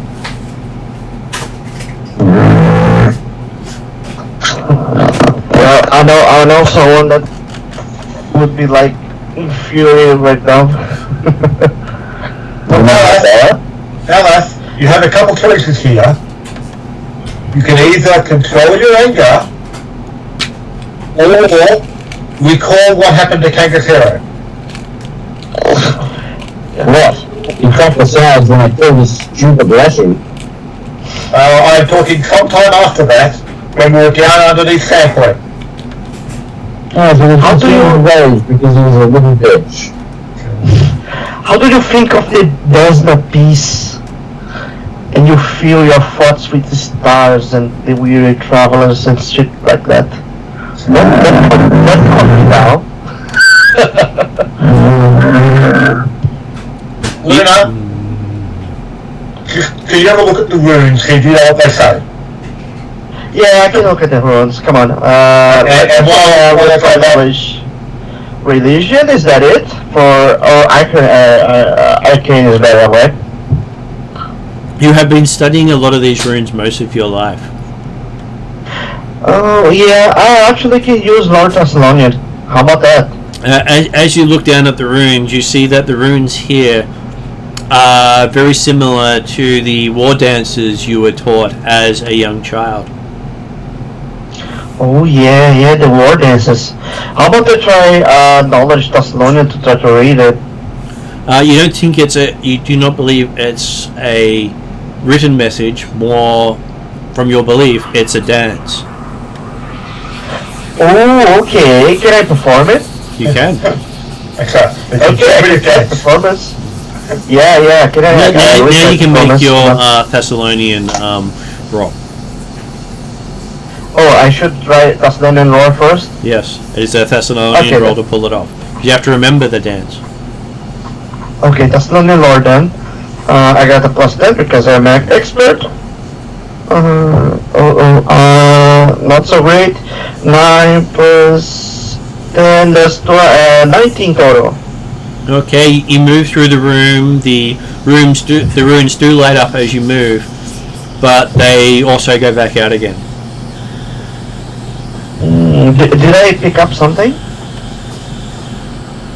Maybe you don't remember it right. Maybe the room's too old and it hasn't been maintained because half the room is missing due to a collapse. Okay, can I try performance now?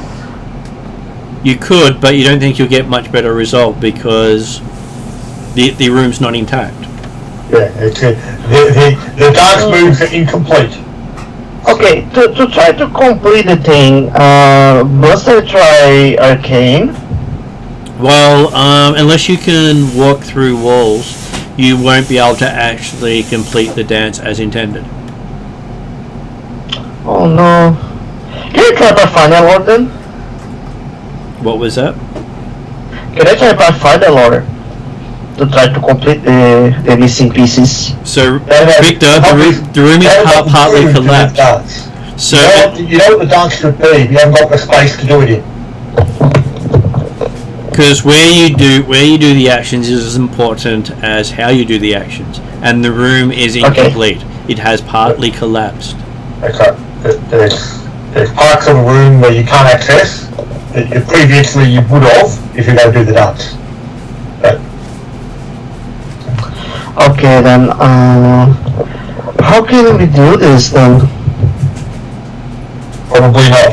But while Luna's attempting to read the rooms and possibly clear a dance floor a bit, Cordar's aiming to be looking down this exit passage and or find a way through, find what's available. Okay, so you think you could pull the makeshift barricade apart in about 5 minutes without anyone hearing it? Okay. Is it actually a barricade that looks like being deliberately made, or is it again just part of the collapse? This looks deliberately made. Okay. I will start carefully removing, making a way for at least one person to be able to get through at a time, and probably signal really to hey, just make certain the others keep it quiet, because obviously there's company down here based upon this construction. So, Sure. although admittedly, considering how loud Bella yelled, we haven't actually had any response to that immediately, I'm assuming. You have not. But then it might be a regular thing for that to yell out. Okay, so by the time Luna finished as much of the dance as she could, you've disassembled the barricade. Cool, happy with that.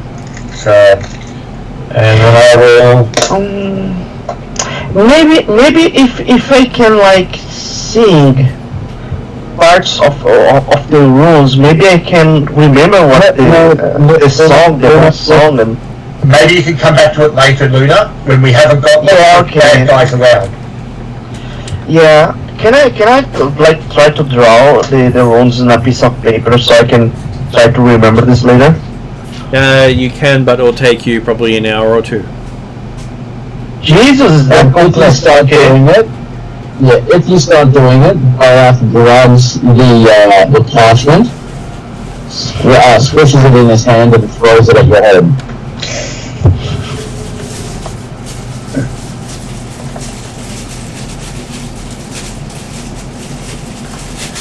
Looking down. Oh God, give me strength to resolve this mystery in time. You say that?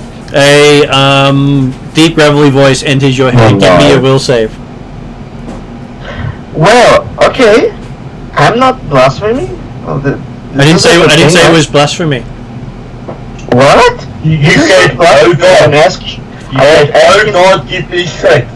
No, I said the gods. I said gods give me strength to resolve this mystery. Exactly. That doesn't mean blasphemy. But you're saying that in the middle of a temple. Is listening. That's right. Yeah, I'm asking the gods for strength. I'm praying. Come on. Okay, that's right. And so you'll take a will save now to determine what kind of response you get from the god. Yeah, it could be a good thing. Come on, it's not blasphemy. Look, I got an idea.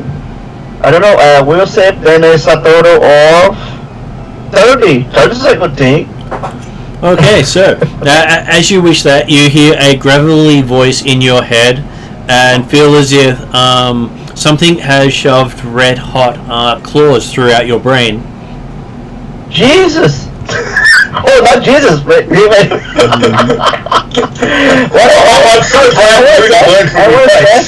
I was asking because since there's like the goddess of the arts and stuff like that, and beautiful things. And so with this searing of these claws in your brain, you don't think you'll ever forget this room, no matter how hard you try for the rest of your life. Damn. You don't need to write down the runes on pen and paper, they're seared into your brain. Lucky Luna. And then you have a gravelly voice going, "Wish granted."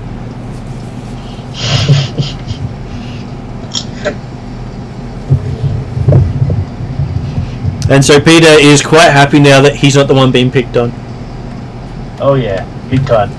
I'm assuming, Martin, that whenever we have these gravelly voices that people are hearing, like Ballath and Luma, that it's only those individuals that are hearing them. It is only those individuals in the back of their head. Yeah. But the look on their faces makes it clear pretty much what's going on. So from Cordar's perspective, it's a case of Willie's apparently picked up a large pet. Yep. Yep. That looks like a large panther. Yeah. And its claw looks like the scars across Willie's face. Cordar hasn't paid that much attention. He gets really annoyed with all the pets in the party.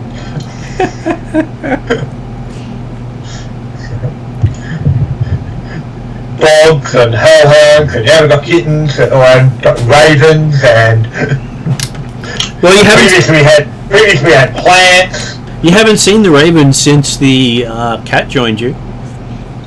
That's fine. Again, Cordar does not pay attention to where they're going, come and go. It's more the idea, which is why he was quite happy to close the door and lock the dogs out when we were down at the bottom of the other temple where they got killed off. Because hey.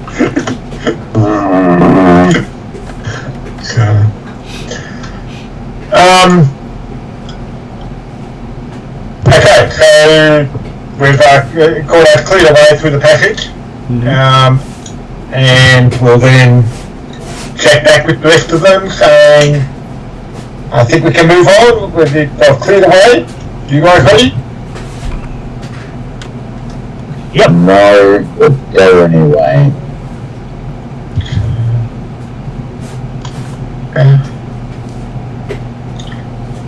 Let's see, Bella, we know where we are. So, heading past the barricade, what do we find? You find yourself. Reminds me again. So, You find. Oh, that's okay. If Malith wants to be reminded again, I'm more than happy for him to be reminded again. no. So you see a corridor before you with two doors. One halfway up the wall and one at the end of the corridor. The corridor is only 30 foot long. Okay, Cordar will go to the first door and have a listen and see if you can hear anything on the other side. Perception of 9, which is +7. Okay, so you're hearing the purring behind you. Okay. Turn around and the cat's got its face right in yours. Willie, control your pet as he goes up to the other door and listens at that one. And play with 8 with his +7. Natural 1 on that one, is that what you're saying? Yeah. 8 downgraded. Okay, as you're listening at the door, the cat does the head rubbing against you, hitting your head against the door itself. And you hear the purring of the cat as you're stuck against the door.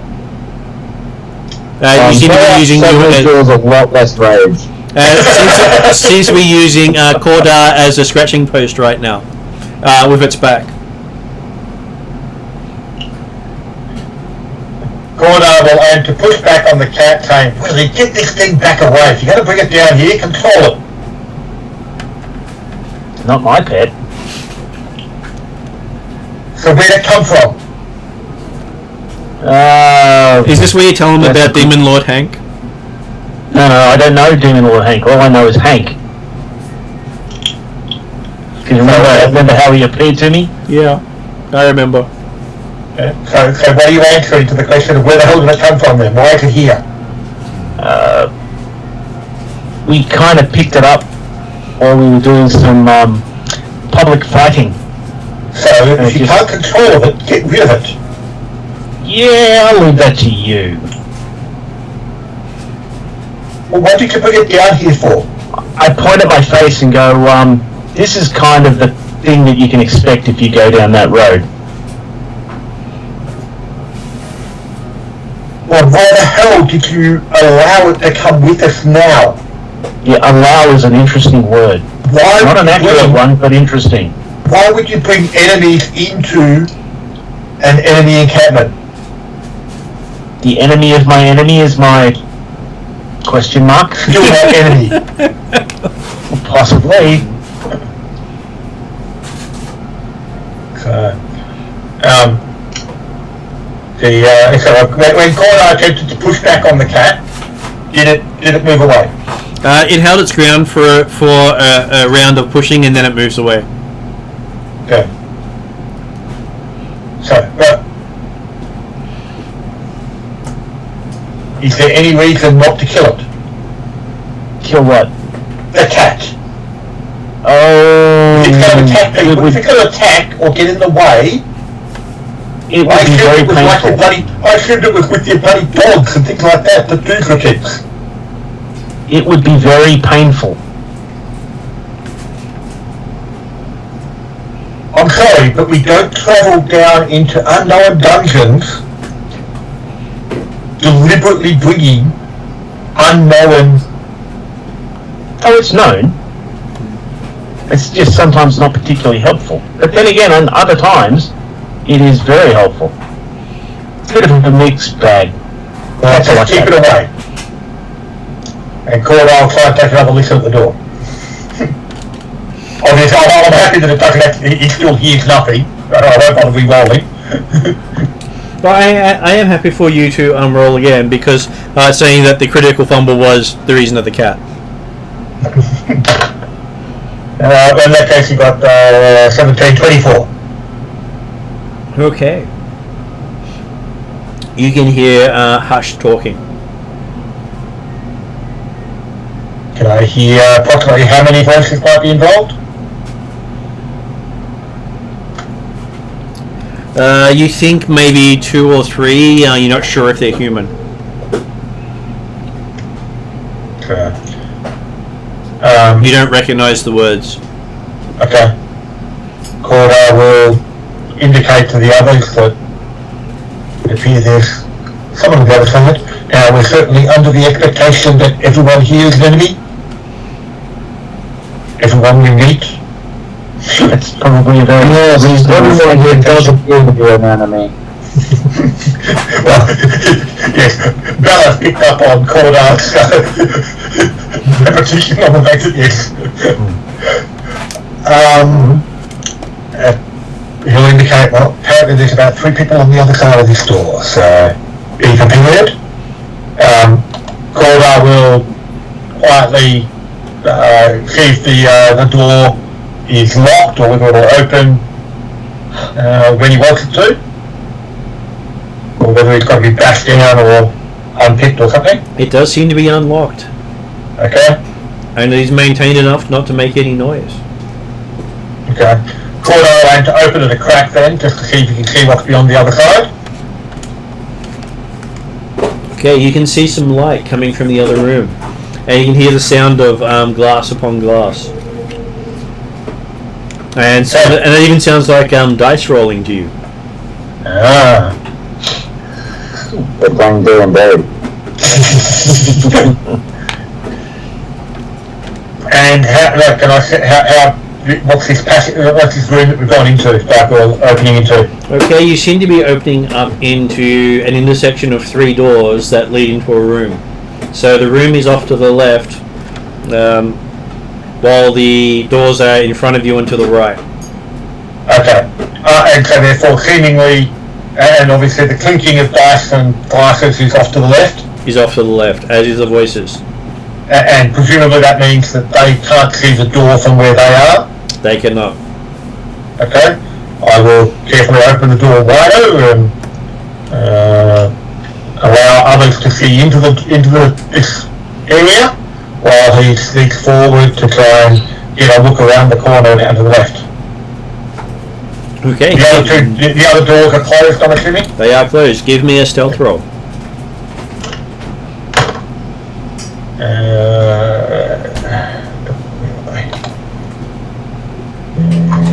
Stealth 12 plus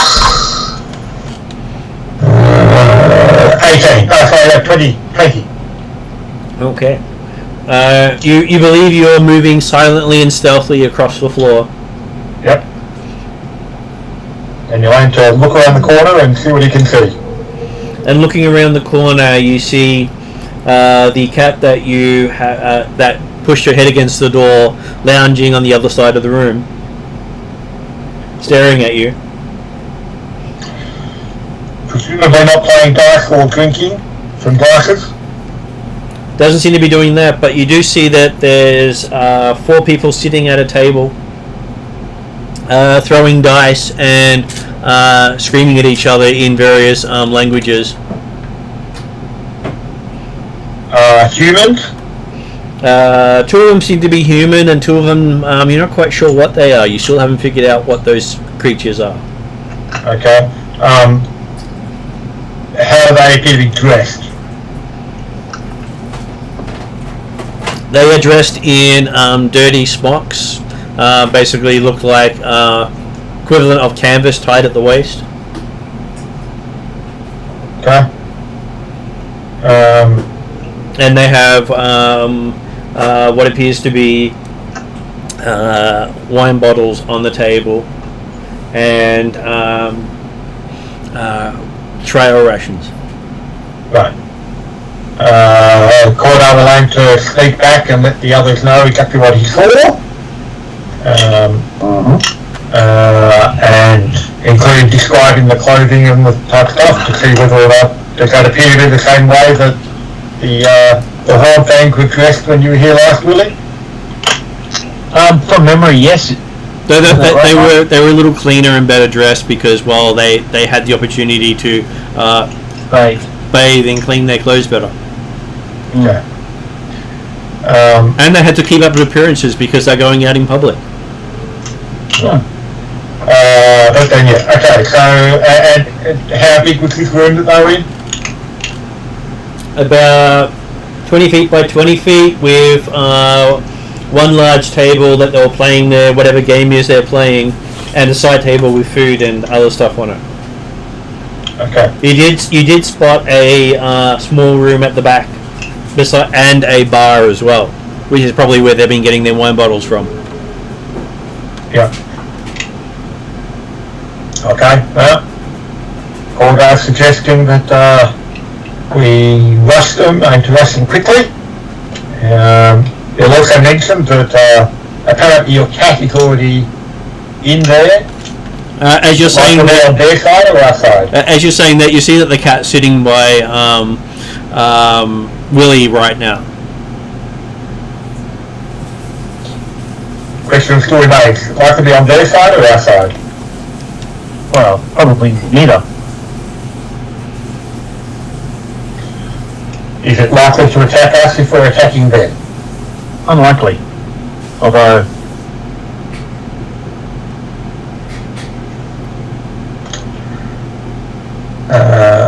if we're going to do this, we should do it. Yep. You can't let your fear of the cat get the better of you. I'm not afraid of the cat. I'm just curious whether we've got 5 enemies or 4. Oh, you should be. You should be.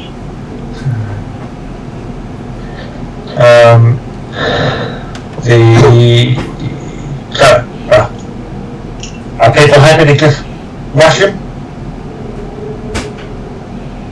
As I said, last time we fought him, it was a very, very difficult battle. Note that if you're staying back, Beleth and or Luna, do monitor the other 2 doors. They'll be right behind you. So,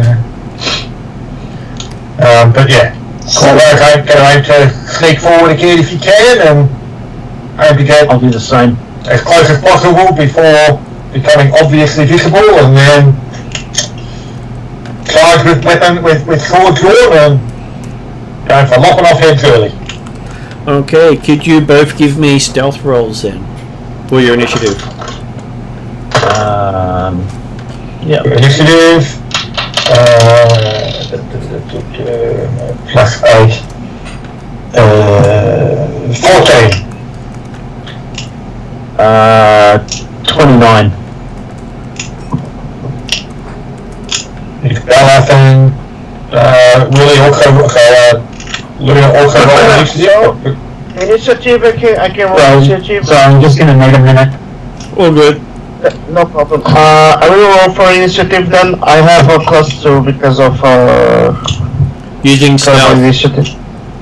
Yeah. We need to use stealth. Yep. Even though we use stealth, I also have a bonus. Oh, good, yeah. Yep, well. If this I am using as initiative, get +2. I don't. Let's check how much stuff I have. +8, then +2, I have a +10 with the dice. Rolling, I got a total of 10, then a total of 20 initiative.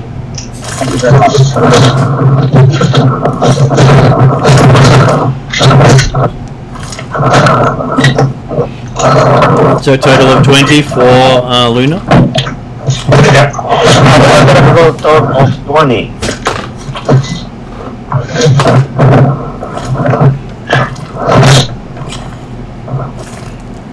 Okay.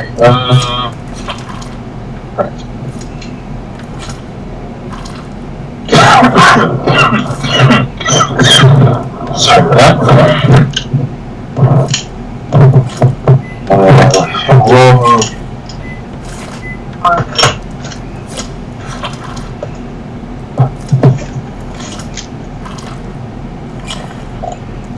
So, Stealth, I say. 14 it is.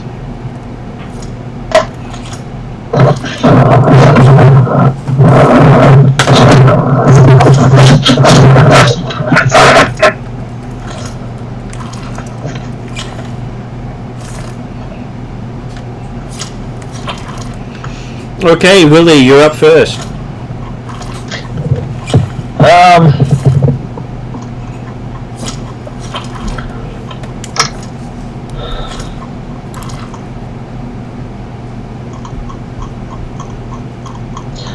Oh well, we're doing it. So, I guess first thing I do is drop into my stance. Yep. First action. The next thing I do is move up to the closest opponent. Closest opponent is one of the humans. Cool. And then I try to rip his face off. You attempt to rip the face off attack. That's the one. What's that? 12. So 23. 23 is a hit. And I'll do a massive 8 points. 8 points. Okay, so there is a sloshing sound coming from the room and a scream as Willie rips half the guy's face off.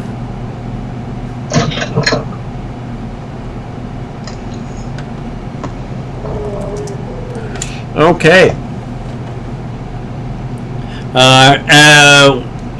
Next thing you notice is the cat just seems to fade from the corridor, and then Willie sees the cat appear at the other end of the room and attack one of the creatures. And the creature seems to burst into flame as the cat swallows it. So you're saying creatures as opposed to the apparent humans, is that right? That is correct. Yep. Okay, so the second one reacts and rushes Willie. No! Well, you don't think it would try rushing the cat at this stage? No. Considering the cat just swallowed its friend. Yep.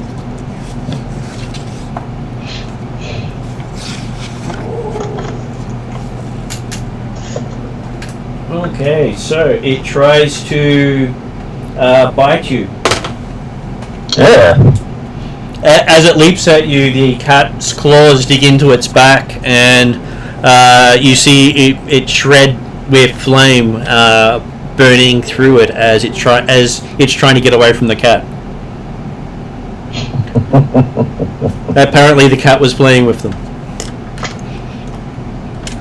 Luna, you're now up. Okay.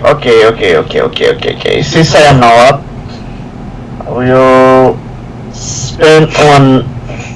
will spend one action to like what are the enemies? The enemies are just humans, or anybody like spend an action to like assess the battle and things?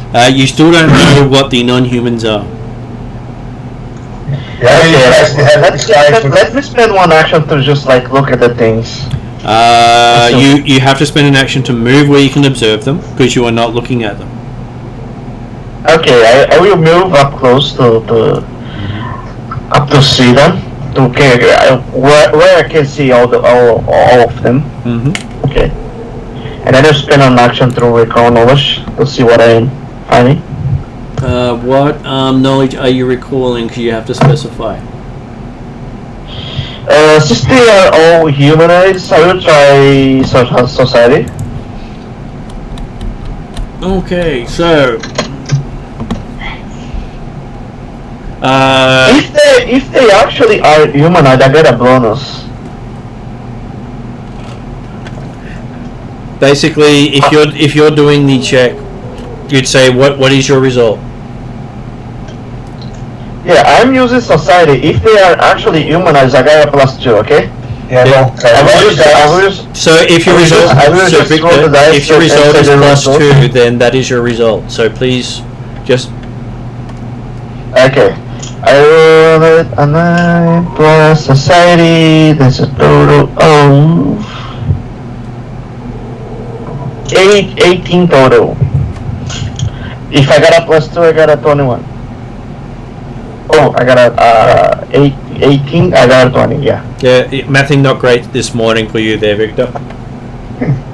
Okay, so looking at them, you can identify that there's 2 humans in the room, looking like the descendants of the Taldorians, but the other 2 humanoids, you can't figure out what they are. Well, one of them's missing anyway, and the other one's on fire. With what looks to be some sort of demonic cat clawing at its back. One action left. Okay, I will spend my last action to let me see. I will spend my last action to pull out my ranged sling, and that's my whole turn. That is your turn. That brings us to Corda. Okay. He's going to move forward towards the he'll go for the other human. Yep. The one that Willie's not going for at the present time. And staying, he'll move forward so he's 5 feet away. So then he'll do a lunge to actually attack him with the sword. Yep.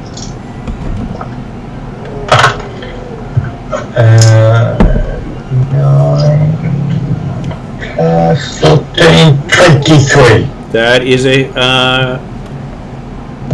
I'll call it a crit on him because he was definitely not expecting it. Okay. That'll probably hurt him then. Never mind. Armor attacks. D8. That's about 4, 8, 16 damage. Okay. And with his third action, he will raise his shield. Okay.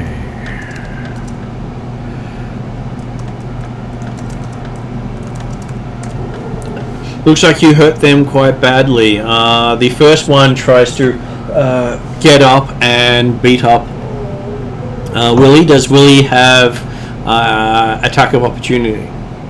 No. Okay. So they pick up a bottle and try to hit Willie with the bottle.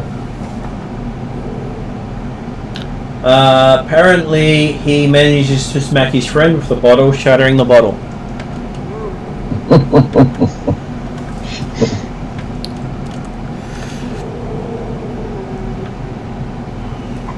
He tries to swing the broken end of his bottle at Willie again, and hits his friend with it a second time.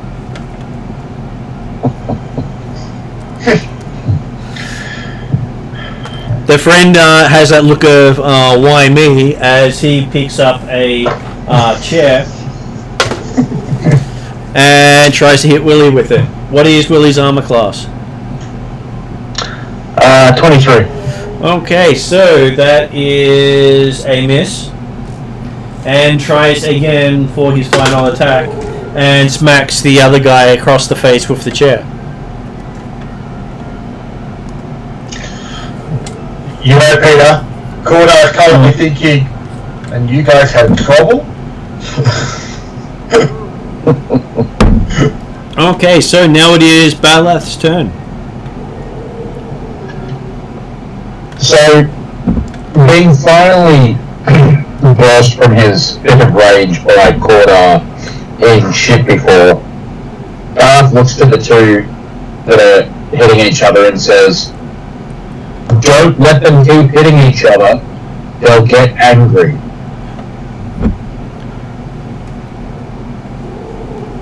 But also kill them.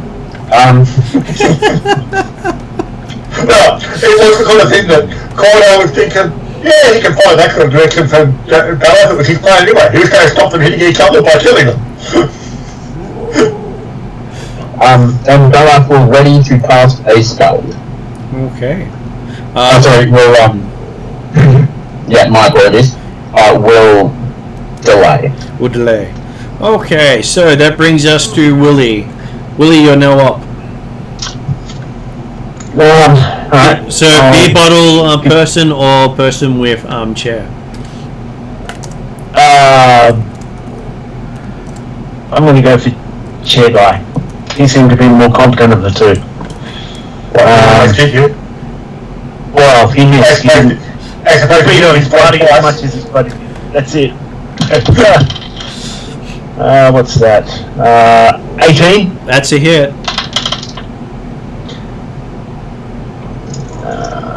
Personally, I'm disappointed having picked up a chair and you didn't go for the cat with the pulling out a whip as well. 10 points? Okay, he reels and he's still going. I'll give him another one just for shits and giggles. Ugh. 9. Okay, you see blood spurting from this guy's face as you give him a nice big slug. But still standing. Okay. My attack roll was 9. Your attack roll was 9. I thought it was damage of 9. Then that was a miss. No, 10 damage. Yep, no worries. For my last one, I'm going to attempt to give, so who's standing anywhere near me? Cordar. In the middle as well, although he's using the reach of his sword to actually stay back a bit. Is there any way to assist another fighter in their attacks? On their turn, you can use your reaction to try to aid them, and if you can get DC 20 on your aid roll, then they get a bonus to their attack. Okay, so can I spend one of my actions to do that when it becomes time to do it? It's a reaction, not an action. Okay. You can actually use your third action and then still do it as a reaction later on, Yes. if you wanted to. No, I'll use my third action. I'll use my third action to maneuver, hopefully to give, to be in flanking Yep. on one of the creatures with, Quarter, I guess, yeah. Because you're the only one who's there, aren't you? Oh, the cat's also. No, Quarter.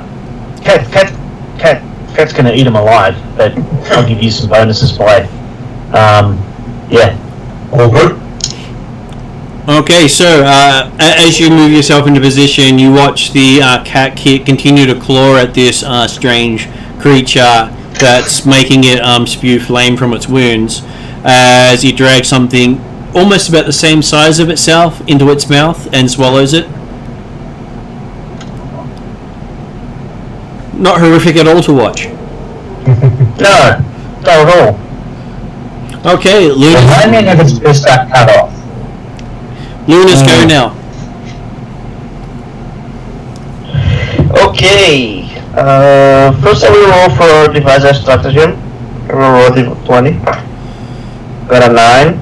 If I want to strike, I need to use the 9. I will use one action to try to aid. Who is ranged here? Actions, it's a reaction to aid. It's an action to prepare to aid, right? ADC 20, prepare to aid, and then a reaction to actually aid. Let me actually look it up properly. Okay. It's normally a reaction on the turn to actually do it. I'm not sure if you actually have to prepare it. Is one action to aid, and then a reaction to... one action to prepare to aid. You need to spend an action to get the reaction. What I mean is that... Yeah, in the sense that it's not a reaction that everyone automatically gets, like a fighters get attack opportunity. The aid action is a reaction. It doesn't. Okay, there you go. It is not an action to prepare. There's never been an action to prepare for it. By the book, first version of the second edition, it was always a reaction to use on someone else's turn. But someone else must have a turn. You must be within range to provide it without doing anything besides reacting to do the skill that you're aiding on. And it must be the same. Okay. And it must be the same skill that they're using. Okay, if I try to... okay, then I don't spend an action. Okay, I got it. What I will do You is... may need to spend an action to get in the position to be able to aid. That's if you normal. talk about aiding a melee attack. Yes, if you're going to aid, you can only aid the same action that that person is doing. So if they're doing a melee attack, you must do a melee attack to aid them. And therefore you've got to be in melee Yes. Anyone here is using ranging the weapons, right? No. Peter... No one's using ranged weapons. Peter's using his own hands, and Cordar's using a sword. He's not he's using it from a slight range, like he's using it from 5 feet away, but if you're going to aid him, you've got to be able to do your melee from 5 feet away if you're going to do it. So, Yeah, okay. Up to the normal. Do I have any position I can get to use a spray of stars without hitting our friends, or do I need to hit everyone? Well, you've got Is that you've got the cat that is on the other side of the combatants. You've got Willie, who's just moved amongst the combatants, and you've got Cordar, who's off to the side of them. So you can hit them without hitting Cordar, but you're unlikely to hit them without hitting the cat. But remember, at the moment, we're only partway through the second round, and 2 of them are already gone, and the other 2 are significantly wounded. Yeah, I will just... And they've been doing most of the damage to themselves. I will just move to melee range and pull a weapon so I can aid someone else's hit. Okay, Cordar hit specifically. then it is Cordar's go. Okay. Okay, that's my whole turn. Thank you. I will take a lunge at the guy I hit before. Yep. AC 28. AC 28 will hit. Have Okay, to do critical. any modifiers from people aiding or flanking. That will be a critical hit. A critical hit, will it? It will be a critical hit. That's a bit of damage. 8, 13, 17, 34 damage. 34 damage. Okay, so that one goes down. And how would you like to describe that person going down? In what horrific way do they die? It just, I thrust directly through I have knowing arm with all this you say there, so a thrust going above the apron that he's going, straight through his neck, and as the sword comes out again, flicks the blood off as the sword swings around to the other guy. Okay, so yes, you stick the sword in and pull the sword out and flick it off to the side, not even noticing that the head just falls off as you do so. Yeah, in the case that I didn't quite get it all the way out before flicking to the side. Second attack on the second guy. This one I will try to aid. The second attack. Okay, well, see if you aid successful. Yeah, DC 20, right? So melee attack, target 20. DC 20. Okay, I got +4 from cooperation stuff. Mm-hmm. Okay, let me check. 18. That's more than enough. Okay, so almost a critical success. And so what's the modifier for your aid then? Yeah, the total is actually a critical success. I got more than 30. You got more than 30? Okay. Yeah. I got 80 plus 8 for my normal melee attack, plus 4 from cooperation, human talent. Yep, you're particularly good at aiding people. Yeah, I got a total of 20. And so what's the modifier for your 32 total. success when you aid? Critical Yeah, you got success +2. is +2 unless he's a master with the thing he's aiding with, which he's not. Yep. Okay, so +2 gives me +9, +11, 21, I see. 21, that's not a crit but a hit. For 12 points of damage. This is actually the first time Luna could actually aid someone else. Okay, so any more actions left? He'll use his third one to raise his shield, in that sense. Okay, so the person with the bottle bashes his fists together and you see him almost double in size as his muscles just explode around him. Okay. His clothes were very loose fitting, now they're extremely tight. Is he actually large size now? He's not large size, but he's approaching it. Certainly bigger than he was. I'm just curious because technically I have got that 5 feet away from him. Obviously Willie might be he'd move in my direction with this space, but if he's not actually large, then it doesn't matter. So you think he's a barbarian who's just engaged rage? Yep. Okay, so he then tries to punch Luna with his broken bottle. It will fly away! Okay, so what is Luna's armor class? Is a total of 20. Total of 20. Okay, so I believe he was close to a critical miss. He got a 2. Oof! I thought he would critical hit me. Only roll 2. He swings again with his last action. Well, I guess that's going to be a hit. It's slightly different to the 2. Yep. Even with the -4 or 5. And if the 2 was close to a critical miss actually, so that's what it is. Okay, so he does 7 points of piercing damage into Luna as you have a beer bottle, a wine bottle jammed at you. I actually have physical resistance 4.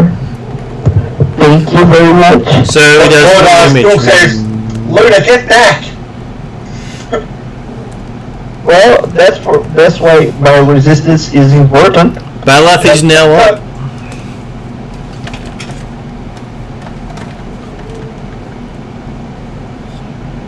Alright, sorry, just give me a second. I was having a bit of trouble with Scott there for a moment. I saw you flicker in and out. Yeah, so, Luna got hit but didn't get hurt? Got scratched. Yeah, and how many of these, is there just the one dickhead left? The one guy left, you've watched the cat eat a second one. And Then that's all thing, I don't want to think about that. the guy that's left is, like I say, was almost dead, but then started raging, so he's a bit more powerful than he was a moment ago, but still not a significant threat from Cordo perspective. Yeah, do we want to talk to this guy? Cordo wasn't planning to. Okay, so they're all bad guys, we can kill them. Alrighty. And produce flame. Okay. Dice.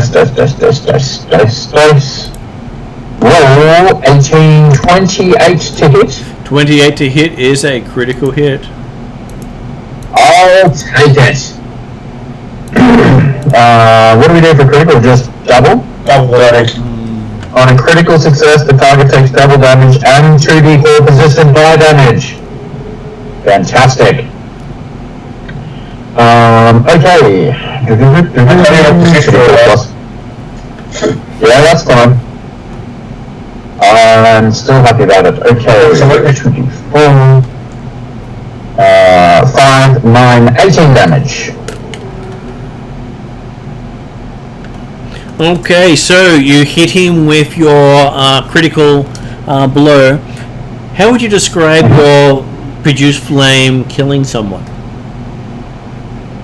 Hits him in the crotch and just eviscerates him in fire. Spontaneous combustion. Okay, so you watch as flame flies out from Balath as this guy is bellowing, and it hits him in the crotch, and his bellow gets a higher pitch, and then you watch him start to tumble as he disintegrates from the waist down, and then up, until there's just a single skull left behind. Nice. Which you didn't see the cat step on. Oh. So Cordo's the next direct, I think, initiative. He's the next person to act is actually Willie, but you have gotten rid of all the combatants. Yeah, okay. So it's more the idea that Cordo's immediately going to move effectively behind Beth and to monitor the other two doors, or the actual crossways that we came in by, while saying, okay guys, quick check on the small room, see if there's anything we need to roll that immediately. I'll watch the doors. See if there's any response to those screams. Michael is German. Can you just repeat that for me, please? He's asking. Basically, Gordo's saying he's going to watch the possible entrance ways. Now that we made some noise in here, if anyone comes through, he's going to be guarding doors and just saying to the others, hey, get yourself backed up if you need to. Check to see if there's any room importance. There's another small room that apparently was like the cellar or something. Double check that. Yep. So. Alright, Bella starts rifling through pockets and possessions.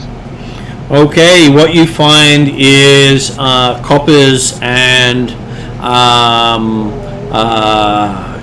that they had dice and they were playing for food. So food and drink were what they were playing for. High stakes. What's the wine like? Pretty crappy actually. You're not actually sure if someone's peed in this or not. It smells that rank. And Jeremy, if there is no food, it is very high stakes. Absolutely. I was saying that deliberately with a double meaning. It does look as if some of the rations have tattoos on them. Oh, That's unpleasant. You have a feeling that some of the less skilled gamblers have ended up being mills. cool. Yes. And Barack will just literally high stakes for food. Barack will run off to briefly check the side room. Did you say, Jeremy? Yeah, there was apparently a side room or something. Looking in there, you find what appears to be a small room with a circular table ringed by chairs, with dishes and drink cups left dirty off to the side. And sitting on the table itself is a golden spoon.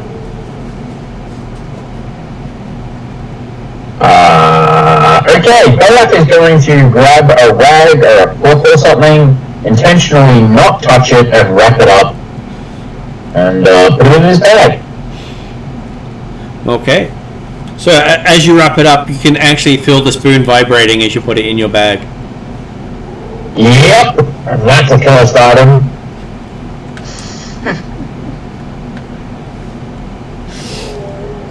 Well, Luna is dying to analyze the thing. Too bad she didn't say it because she was too busy looking around. We got stuff to do. Bella comes back out to the room and looks to Porto. Okay.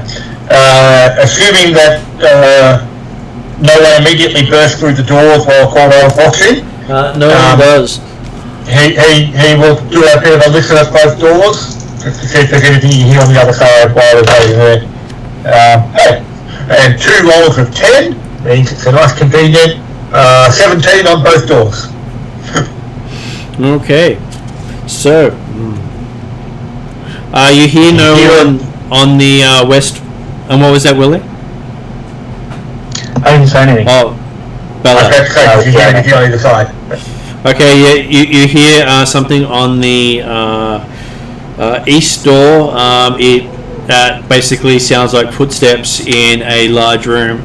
To the northern door, you hear a hum of conversation. Okay. Do the footsteps appear to be coming closer, or they're just walking around in a large room? Hard to Or a tell, large but space? it's a large space. Yeah, okay. What's the internal light source, Simon? The internal light source was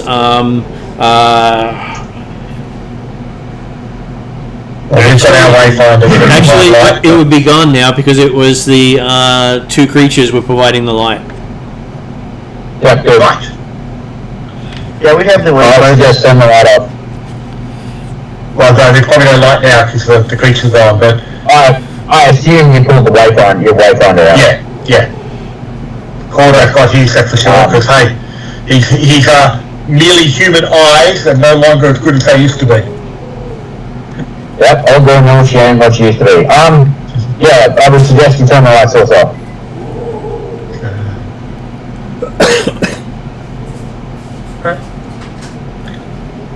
Cordo can, he'll allow the wayfinder to cover it in his hand or something initially. Just Yep, you've covered your light source. Which way do you wish to go? North or east?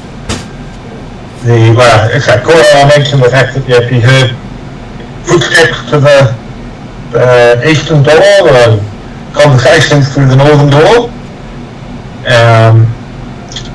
Then he also said, does anyone know what those things were that weren't human? Well, they had red glowing eyes and they burnt when the cat clawed them. Anyone seen before? Each of you have seen some of this before. Go, David. Would there be any relevant knowledge to knowledge them? There would. What knowledge do you wish to use? I mean, let's go with what Victor didn't do so well in society. Yep. Oh wow, natural 20, 28. With your natural 28, you can say you don't think that they were humanoid or giant at all. Alrighty. None of us have come across them before, is that what you said, Mark? I know you have come across them multiple times. Oh, okay. But we haven't known what they were before. We recognise they're bad guys? Most of the time you have destroyed them without identifying them. Okay, yeah. 26 intelligence? 26 on religion. You don't think they're a celestial, a fiend, a monstrosity, or undead? Oh, sorry, a monitor or undead. Jesus Christ. 26 on occultism. Okay, so making a thought, you actually think they might be aberrations. What's the relevant Sorry, for aberrations? trying to balance books and get the right book I need. Yeah, no, of course. Okay.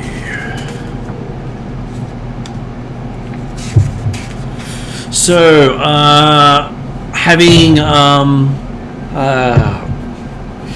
spent some time in the Pathfinder libraries, you think what you've been encountering are sin spawns. Creatures of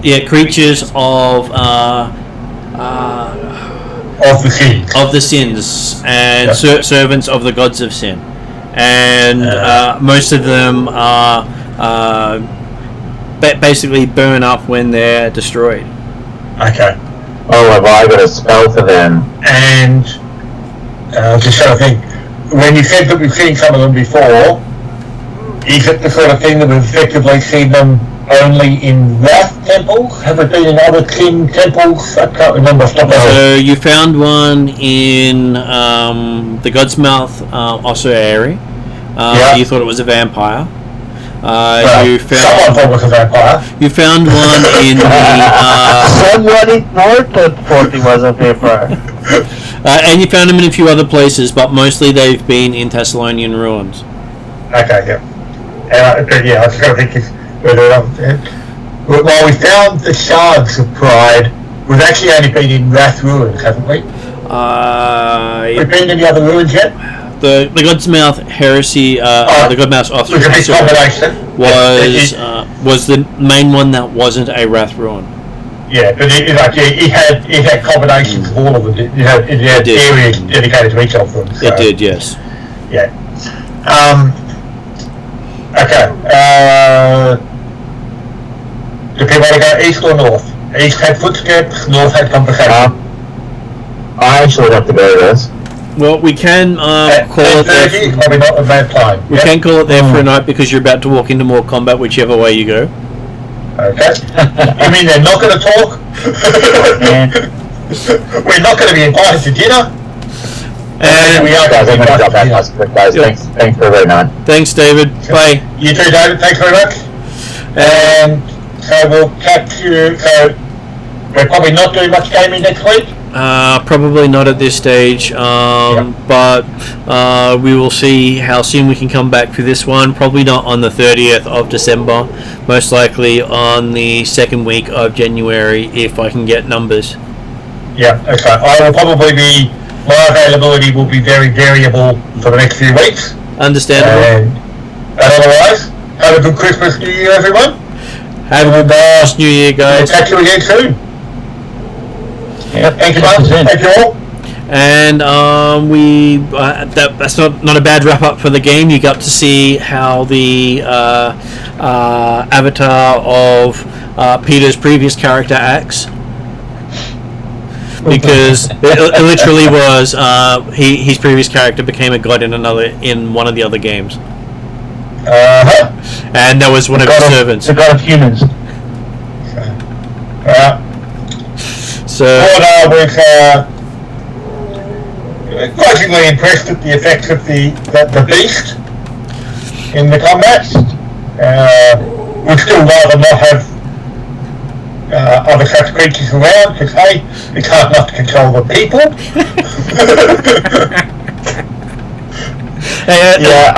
Man, I will miss you all, man. I wish you all Merry Christmas and Happy Holidays and everything. Merry Christmas as well. I will do my best to keep every other Friday to attend this session, January and 4th. And I am sorry I was a little bit missing on the season 8, so 4. Sorry, but I will be attending forward.